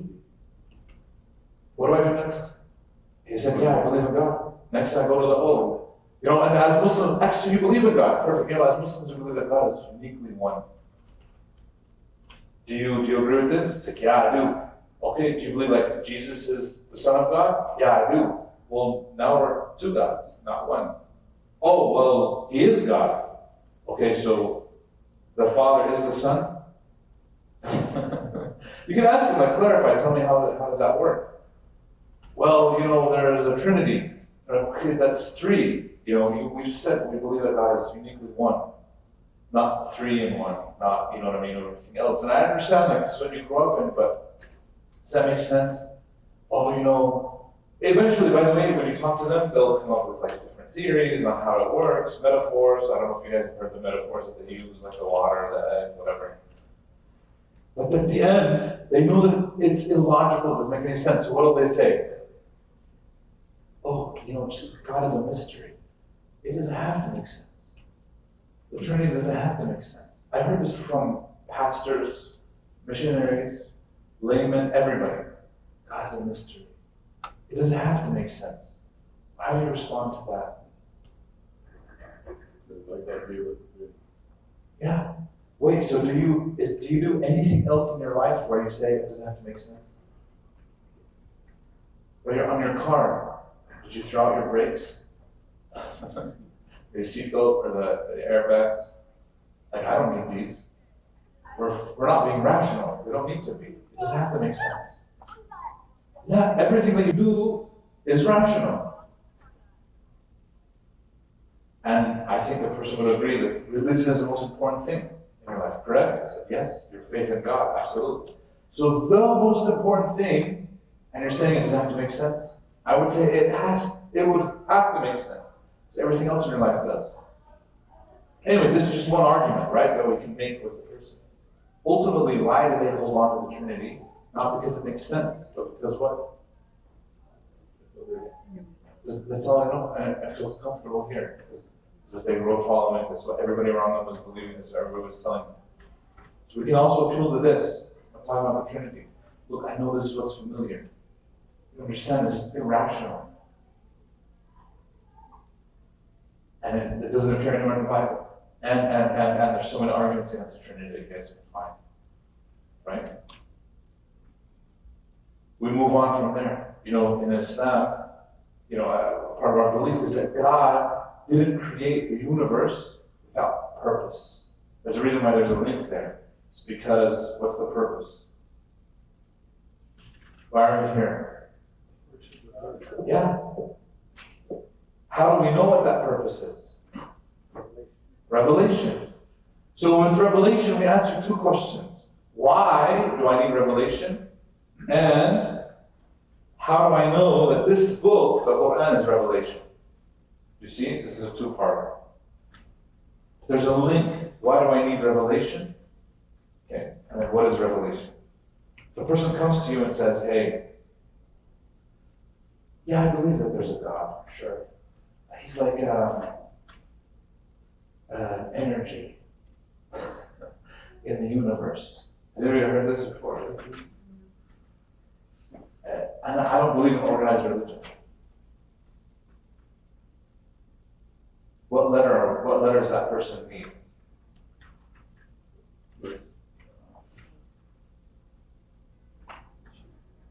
No. He says, I believe in God, in the universe. He's just calling it a weird name. Sure. Prophet, but before that, his revelation. What does revelation say? So essentially, why do we need guidance? Why, by the way, why do people say, oh, I don't believe in organized religion? Why do they say that? They don't want to attend anywhere. They don't want to attend any one place. Yeah, they're confused.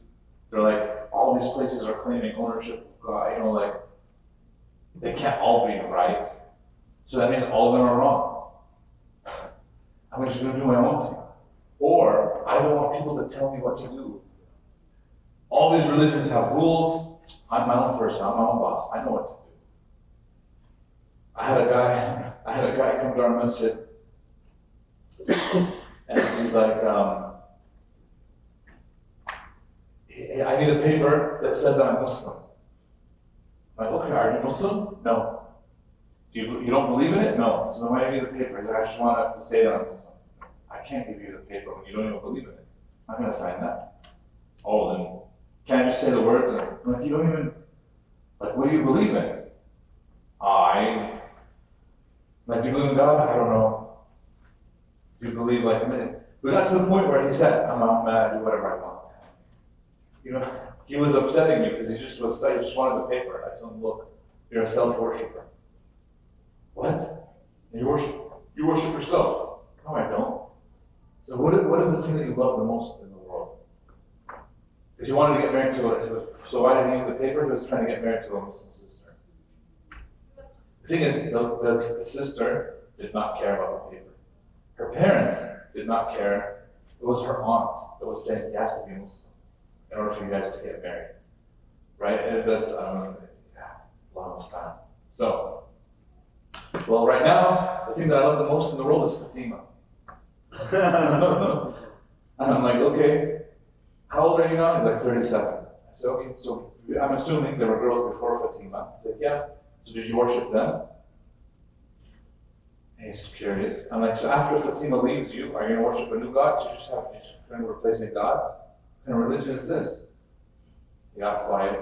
Like, actually, you worship yourself, your desires, and what these girls fulfill. You're in this love, the idea of love and all these things. I was harsh. I was a little, just because he was pissing me off. He was angry. So he left my office.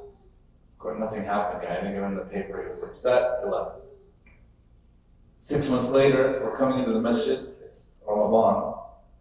And I see this guy, and at this point he's bald. So the guy, when he came and visited me in the office, he had a big afro. Nuts, shaven. He's coming in, he's like, you remember me? And I'm like, I kind of look familiar.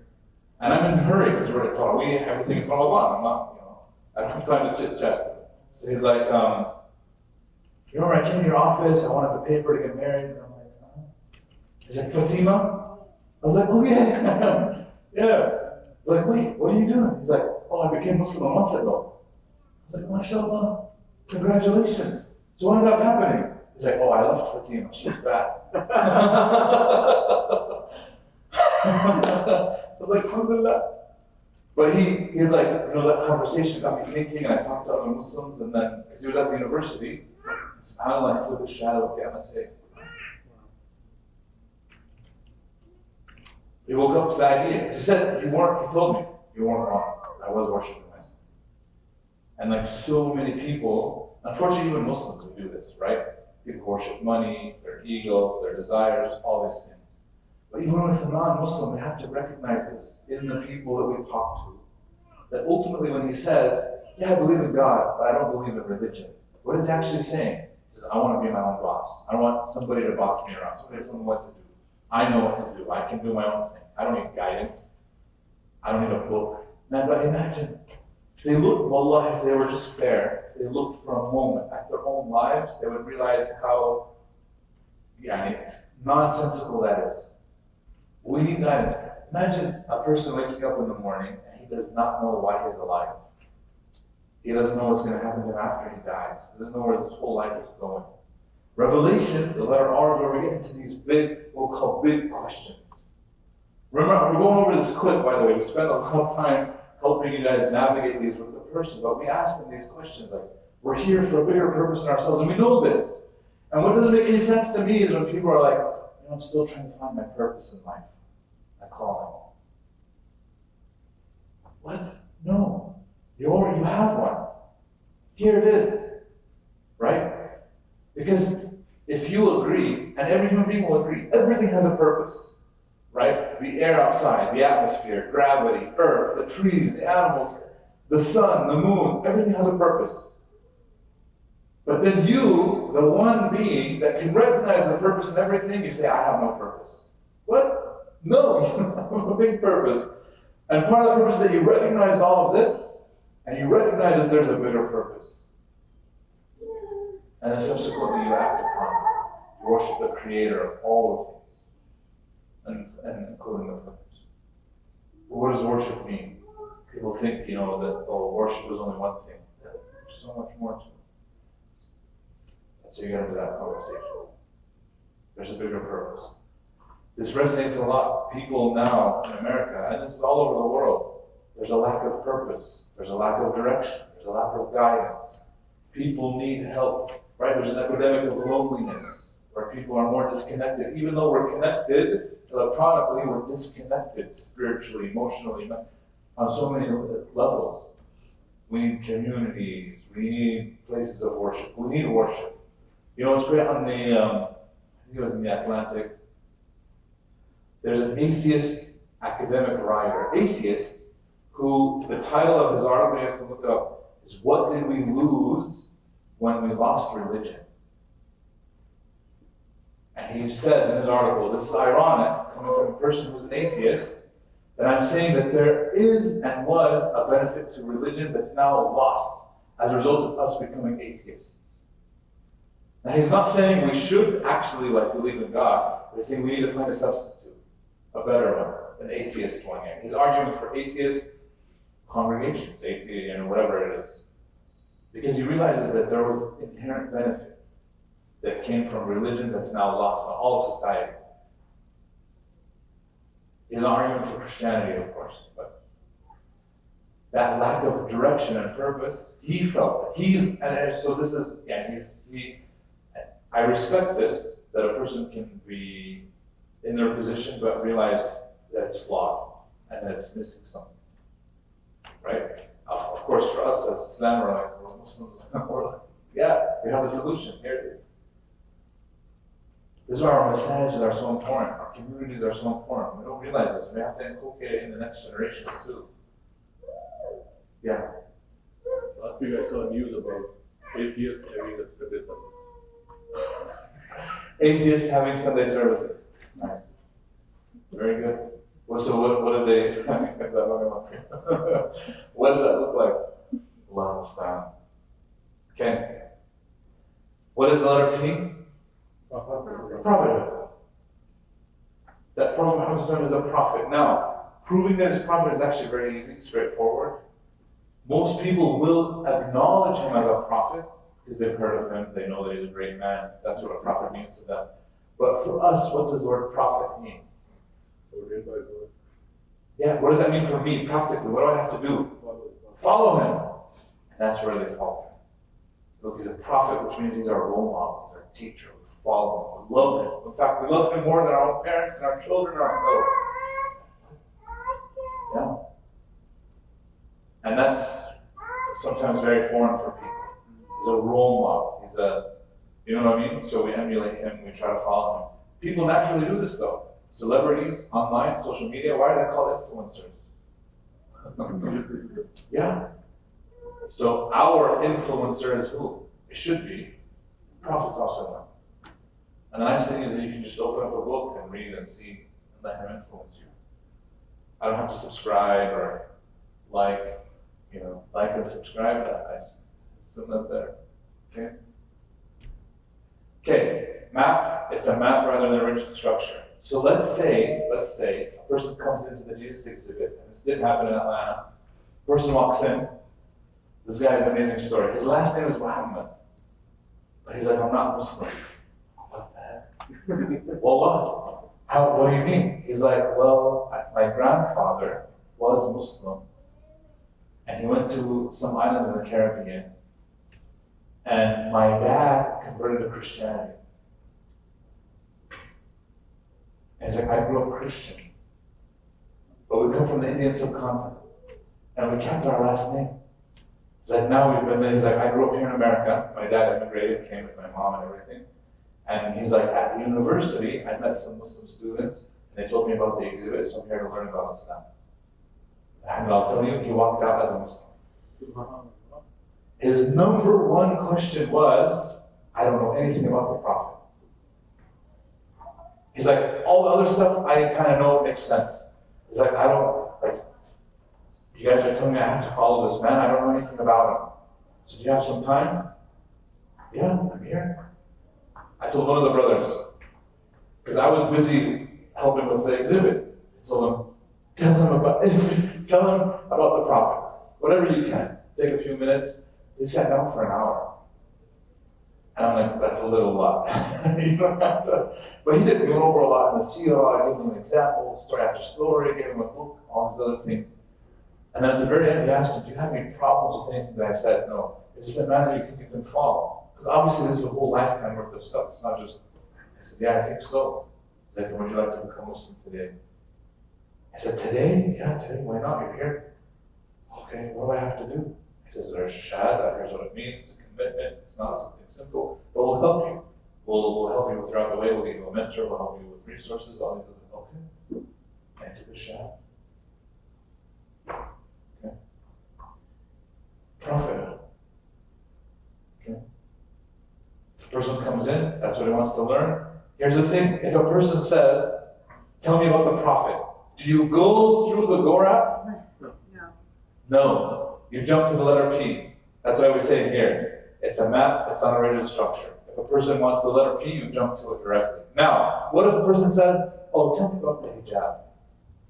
Is the hijab one of the letters? So what do we do? That's revelation. It's the R. It is in the R, but what do I have to do before I get to the R? Yeah. Confirm that he is familiar with the G and the Exactly. You have to make sure that they're familiar with G and O. I don't know anything about them. They just came in, they said, hey, tell me about the hijab. I'm like, oh, excellent question. That's the Muslim covering, where women wear it. By the way, it's an attitude, it's a mindset more so than just a dress code. Correct? The ayat of hijab, what does it say? It actually addresses the men before the women. Tell the believing men that they should lower their gaze and they should protect their privates. And then it says, tell the believing women that they should lower their gaze and protect their privates and do not show their beauty except to these. So look, there's like 4 commandments before the last, which is don't show your beauty. Lower your eyes, protect your privates to the men, and then lower your eyes, protect your privates to the women. But I don't have to go into all that detail. If I do that, I'm losing the person. I'm telling you guys. But I tell the person, look, the hijab is the Muslim, she does this. But she does this because she asked why.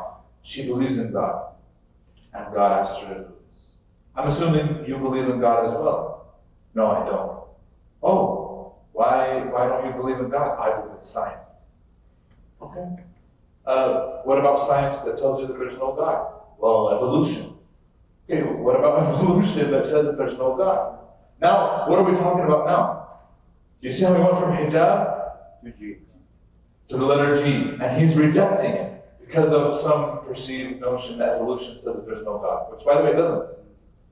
Can a person believe in evolution and believe in God? Yes, sir. Does that make sense? And even if you don't, evolution is a theory. It's a working theory. It can be disproved. It can be proven. It's not that big of a deal.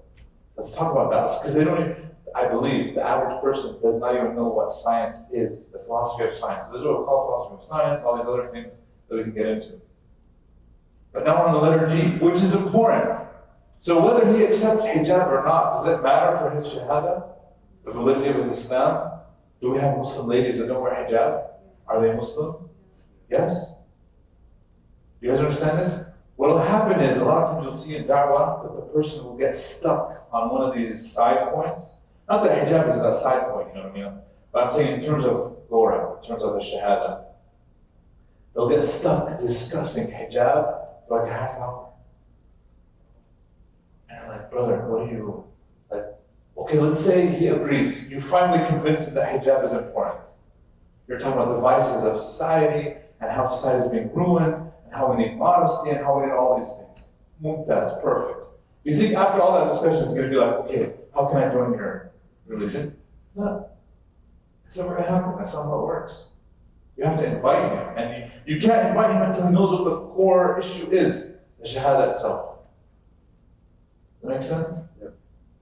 So, if the question is related to the Gorab, you would jump to that letter. If it's not, navigate it back to the Gorab. This is the simplest da'wah method out there. That's why we call it this. Does that make sense? Now, let's say it's a coworker, a colleague, and you've already done the Gorab with him, but he didn't take a shot at the time, but you're still having conversations. Do I have to keep on going back to the Gorab? No, but I keep on reminding him, hey, this discussion ultimately is about belief in God. And I would try to investigate what's going on in the person's mind and heart. Because remember that scenario where the person kept on asking question after question after question? They'll keep on doing this. They'll keep on, and you have to remember to not get bogged down in these types of things. Okay? So you don't have to, what I'm saying is, you don't have to always follow the Gorab if you've already done it before. Like it's good for introductory da'wah, but when we're having more serious conversations, you don't necessarily have to follow it. Sometimes you do. I had a brother, this is in Memphis, emailed the masjid and said, I have questions I need an imam to answer. I said, okay, when is a good time? You're most welcome to come to the mosque. You can sit down, you can ask your questions. He said, no, I don't feel comfortable coming to the mosque. Right, I'd rather somewhere else. I said, okay, we can meet at like a coffee shop. He said, yeah, I don't want to meet at a Starbucks. I don't like them. I said, perfect, I'm with you. This is a few years ago. Even then, he was like, I don't like Starbucks. I was like, okay, we can go to a local place. We did, we agreed, we came. The guy shows up with a printout. On the top it says the top 10 most difficult questions to ask a Muslim. He's printed this off and he comes up and he's like, okay, I have these 10 questions. We're going to go through them one by one. Are you ready? Bismillah, let's go. By the way, question, I'm not even going to repeat half the questions here because I know I don't want to put seeds in a person's mind that it takes time sometimes to answer these questions, even for a Muslim, right? They're answerable, by the way. There's answers for all of them. It's just that you have to have background information to answer them. The most important background is La ilaha illallah Muhammad Rasulullah. He asked his first question. I'm like, very good. This is a very deep question, right? So before we go into this, there's some basics about Islam. You know what I mean? I'm assuming you know a little bit. It's like a little bit. Do you know, like, we believe in God? What letter am I on? G. Do you believe in God? For the next 30 minutes, we discussed whether he believes in God or not. And he started from, he's like, I'm a scientist. He actually was working at the University of Memphis. He's postdoc research in biology.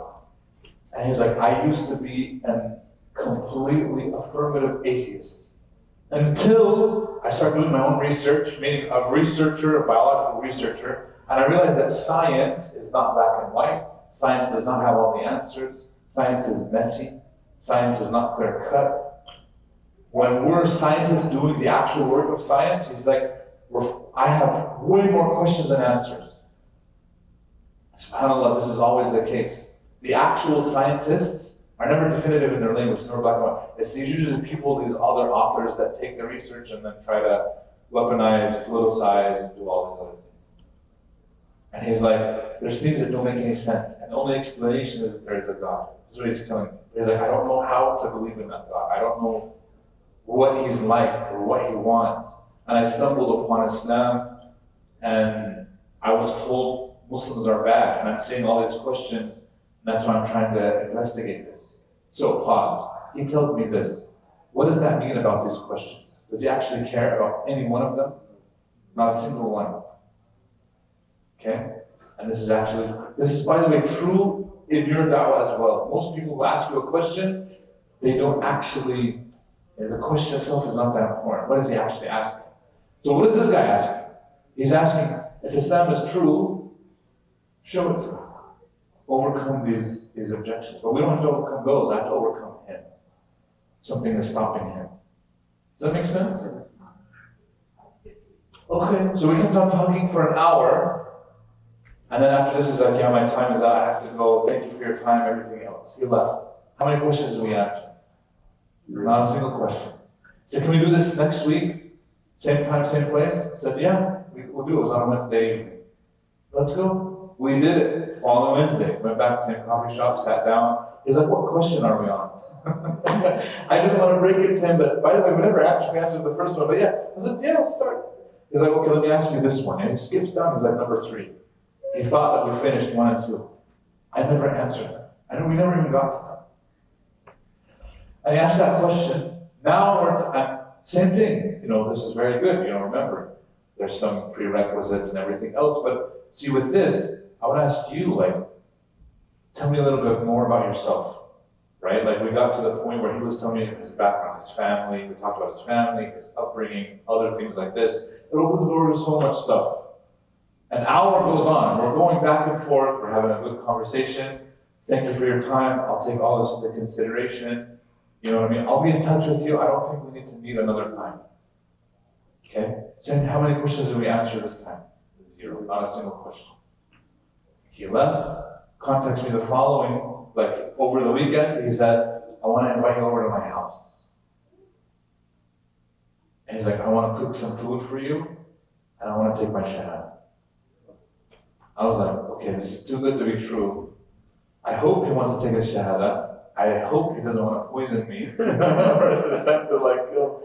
So I told one of the brothers, I told him, mashallah, brother Leif, he works at our masjid. I told him, hey Leif, I need you to come with me, this and this and this and this. He's like, oh, mashallah, okay, we'll go. I said, but look, one of us will eat the food and see the other one.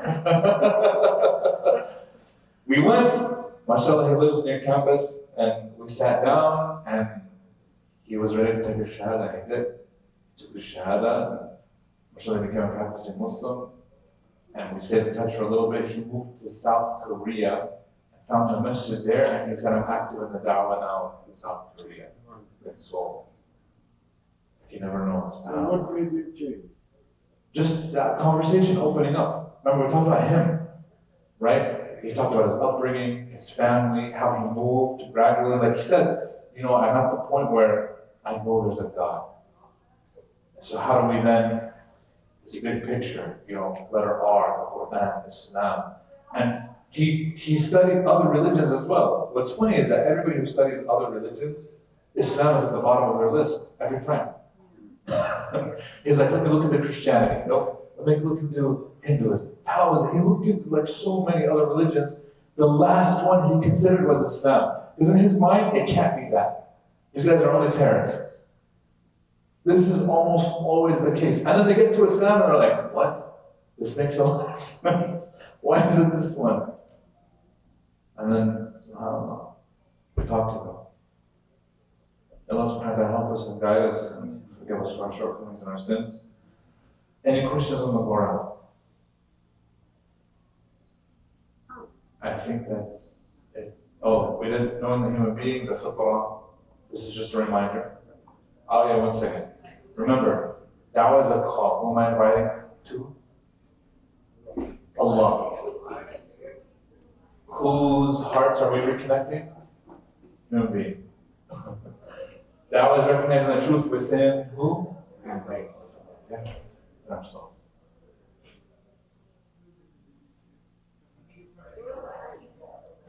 Yes. I have a question. Yeah. So, unfortunately, there's also a lot of foreigners that actually come to some of the sessions to argue. Sure. Because they drifted or Yeah. they Same thing. They need to. So every single Muslim who comes and has one of those like difficult questions or shubha, right? One of these doubts, etc. Well, after you sit down and talk to them, there's some emotional baggage that they're carrying that they then use the shubha to rationalize why they feel the way that they feel. But to begin with, something led them there, and you have to uncover that in their heart. That only comes out by talking to them and listening to what they have to say. Most of the time, we don't have the patience to actually just listen to them. Every single time, right? Overbearing parents, they think that they're missing out on life. There was one girl, she came and she's like, I just want to party, I want to have fun without feeling guilty. You guys, you Muslims, you religious Muslims, you guys make us feel guilty for drinking alcohol and going out and partying and having a good time. Sister, this is not a good time. You think it's a good time. You haven't even done it. Ask anybody who's lived that life after years of doing that, how did they feel at the end? Did it fulfill anything in them? It fulfilled nothing. They're even more depressed than you feel now. There's something empty in your heart. I'm telling you, the emptiness can only be filled through the Quran, through Allah, through His words, through connecting to Him, not that partying lifestyle that you think that you're chasing. She didn't listen to me. Years later, she came back. But she had to learn it herself and make a lot of mistakes and kind of ruin her own life for herself. That's just one example. Some people listen to your advice, some people don't. They have to learn the hard way. And hopefully they will learn, but there's many people who never learn. So.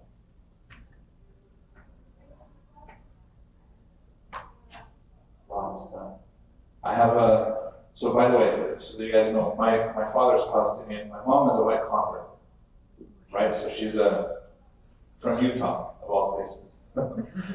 And in our family, the non-Muslim side of our family, there's a relative of ours who's now in his 60s. And he's been living like that, alcoholic, partying, no responsibilities, was married 5 times, you know what I mean, kids all over, he doesn't know where any of, you know what I mean, none of his kids have it.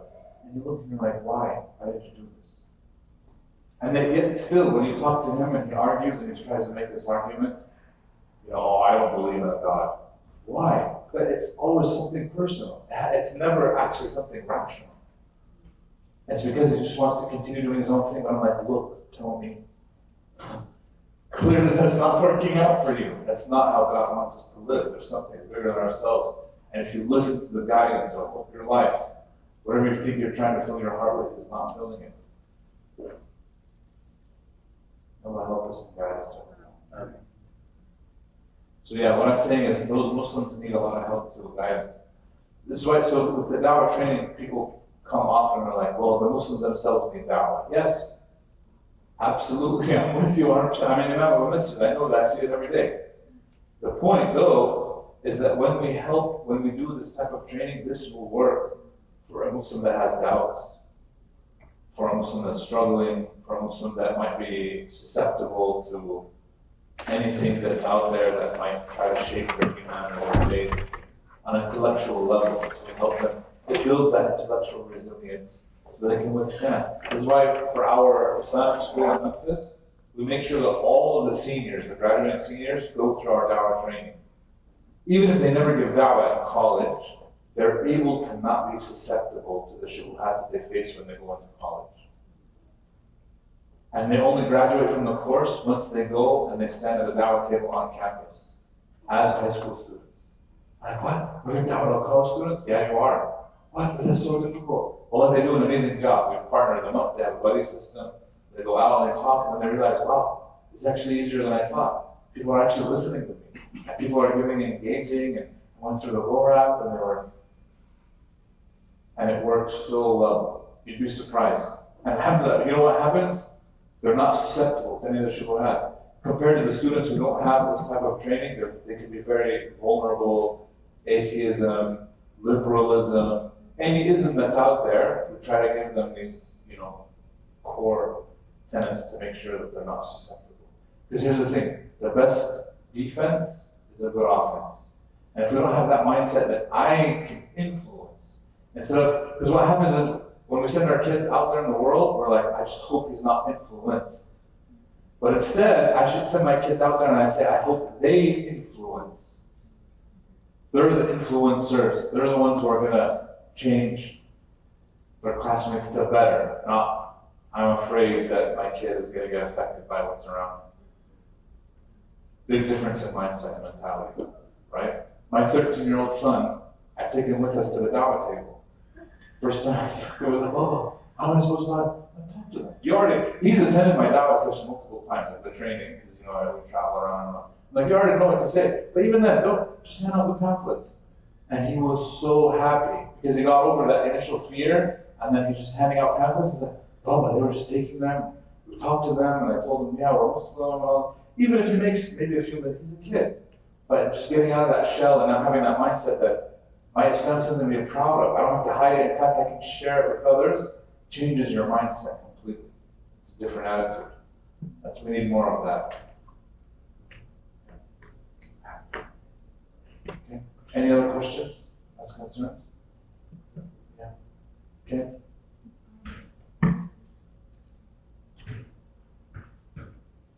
We didn't go over the posters. Yeah, we'll send that in a PDF. And you go through them yourself. There's 20, you don't have time to do it. They're very simple, straightforward. If you have, typically, you should already know this. But if you don't, it'll walk you through it. Yeah? So, yesterday I attended the Dawah event at this library. And there was this Christian who I think brought his friend or his son. And he was really hard-headed. He kept on saying that, you guys worship Muhammad, you guys worship Muhammad. And obviously, we had an hour-long conversation, me and 2 other brothers. Mm-hmm. But at the end, how do you kind of dissipate that conversation? Yeah. So this will happen. You're in the Bible Belt. What will happen is that you will get people who are missionaries or missionary adjacent that will come to the event to either try to debate or try to cause a scene. Every time we've done it, we've had these people show up. Now, in other states, like in the north and stuff, there's not a lot of missionaries, so they might not come. But I can guarantee you, if you guys, especially if you guys actually market it really well and it's online, people will seize on it and they'll come, and you'll get missionaries that will come. And you have to recognize them, they're easily recognizable, you'll see them. See them if you would because they're coming in, you can tell this guy's coming in with an agenda. Generally, when a person is curious, they'll come around and they're very polite. This guy comes in and you can tell a lot of his body's tense, his face is tense, and he's looking for his target. Who am I going to debate? Who am I going to crush? Right? I'm going to show them that the Bible is true. I'm going to show them that, whatever. You guys have to recognize them and have some volunteers, people that are maybe more active in Dawah, they know a little bit more, to sit down and talk to them. I'm not saying kick them out of the masjid at all. Actually, what you should do is try to welcome them in, be warm, diffuse it. Wallahi, you can easily diffuse them with kindness. They come at you hard, you show them kindness. What does Allah subhanahu wa ta'ala say? وَلَا تَسْتَوِي الْحَسَنَةُ وَالسَّيِّئَةُ. What's crazy is that this is after the verse of Dawah. This is called the way of your Lord. After that, the next verse says, وَلَا تَسْتَوِي الْحَسَنَةُ وَالسَّيِّئَةُ. The good and evil are not the same. إِدْفَعْ بِالَّتِي أَحْسَنُ. Push, right? Push, meaning that should be your agenda. بِالَّتِي أَحْسَنُ, with that which is better. فَإِذَا الَّذِي بَيْنَكَ وَبَيْنَهُ عَدَاوَةٌ كَأَنَّهُ وَلِيٌّ حَمِيمٌ. And then what happens is, the one between you and him, there's enmity, it's as if he's a close friend. He flips. Or you treat him as if he's a friend. That's what you do, yeah. So I'm being kind, showering generosity. Here's some food, welcome, man, I'm so glad that you came. Right? Like, you're in the right place, man. You know what I mean? Like, they can't. People cannot. By the way, this is actually subhanAllah, even though the Quran mentions this, you know what they do with anti-bully training in schools? The way to diffuse a bully? It's the same way. Shower them with kindness. It diffuses them. As human beings, we cannot be mean to people that are kind to us. You can't anymore. You lose your ground, you lose everything. Because we have a heart, we have a fitrah. And you appeal to that, everything is gone. So, idfa' billati ahsan, فَإِذَا الَّذِي بَيْنَكَ وَبَيْنَهُ عَدَاوَةٌ كَأَنَّهُ وَلِيٌّ حَمِيمٌ. And what does Allah say? وَمَا يُلَقَّاهَا إِلَّا الَّذِينَ صَبَرُوا. And this is only given to those who have patience. This takes patience like no other. Imagine trying to be kind to a person who's trying to be mean to you. It's so hard. I can tell you, I'm terrible at this. I know in theory, personally, my gut reaction, my Palestinian side comes out, my gut reaction is up. It's hard, it's not easy. That's why it takes patience like no other. Shower them, and I've seen it in person, I've seen it demonstrated, and I'm like, wow. These guys were coming into debate, and now he's laughing, they're joking with him, right? They're asking him questions, like, tell what you do, like, oh really, you're in this? Perfect. Have you ever had kebab before? We have kebab, and there's this rice. This rice is called biryani. You know what biryani is? And you just go on and on, like, just showering him. And it's not clear-cut dawah. Talking about biryani has nothing to do with the Torah. But I'm diffusing him. And it works. And you take it from there. But they will show up. It's not a question of, if you guys market it online, they will show up. Whenever we do this event on campuses, one time we showed up and we didn't advertise because we were going to be in a busy place on campus. We just put it up. Within 2 hours, the missionaries knew that we were there, and they sent not one but 2 different teams of missionaries to my high school students. And I told the high school students to be ready for the missionaries, and they're like, Sheikh, those are the missionaries, because right now they're talking to so-and-so and so-and-so. Those are the missionaries. I'm like, yeah, they will talk to them. Remember our training, be kind, be good. And they did.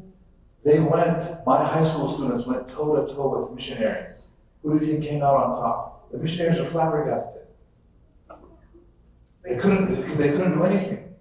You would think that if I sent high school students to go and debate missionaries, The missionary would win. He's a professional. He does this every day. He does. But you have the truth, and Allah's on your side. Wallahi, they went toe to toe.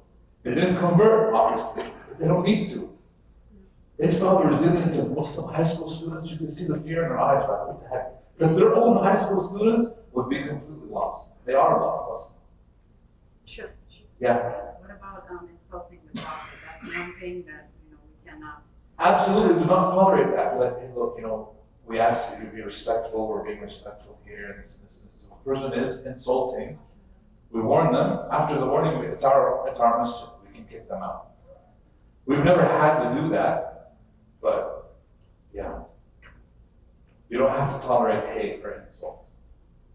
That's not the point of this. So in these expos, so you're suggesting that there would be a team of, I would say, expert who can actually intervene. And Yes, you should always have those on address aggressive situation. Don't give them the spotlight because they want it. Yeah. They're there to make a scene. So oftentimes what happens is when they do the general lecture like this, let's say Islam 101, they'll be waiting to make a scene during that, like during a Q&A. Just like we said, we'll open it for a little Q&A. The speaker should recognize that this person wants to debate and he's not actually asking because he's interested. And immediately what we do is like, excellent question, me and you, let's talk after this session. Me and you one-on-one, we'll get some really good food, we'll sit down and we'll talk over food. How does that sound? Perfect. What is he going to say? He can't force you to answer. That makes sense? You have to be wise enough to recognize that that person will be there. Any other questions? Are you planning to be here? Nah, I wish. I can't. Yeah, that weekend we're doing some other stuff. There's a retreat that's happening for our Islamic school that I'm going on. My kids, my wife, and everybody else, but I'm also speaking at. What's the name of the school? Pleasant View School in Memphis, Tennessee. Yeah. Okay. I could share a joke. Yeah. I have a 5-year-old son, and we go to the library a lot.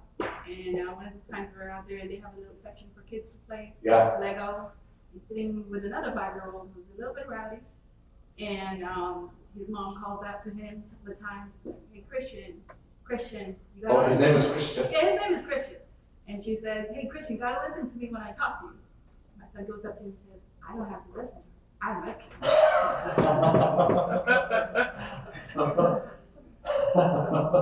That's true.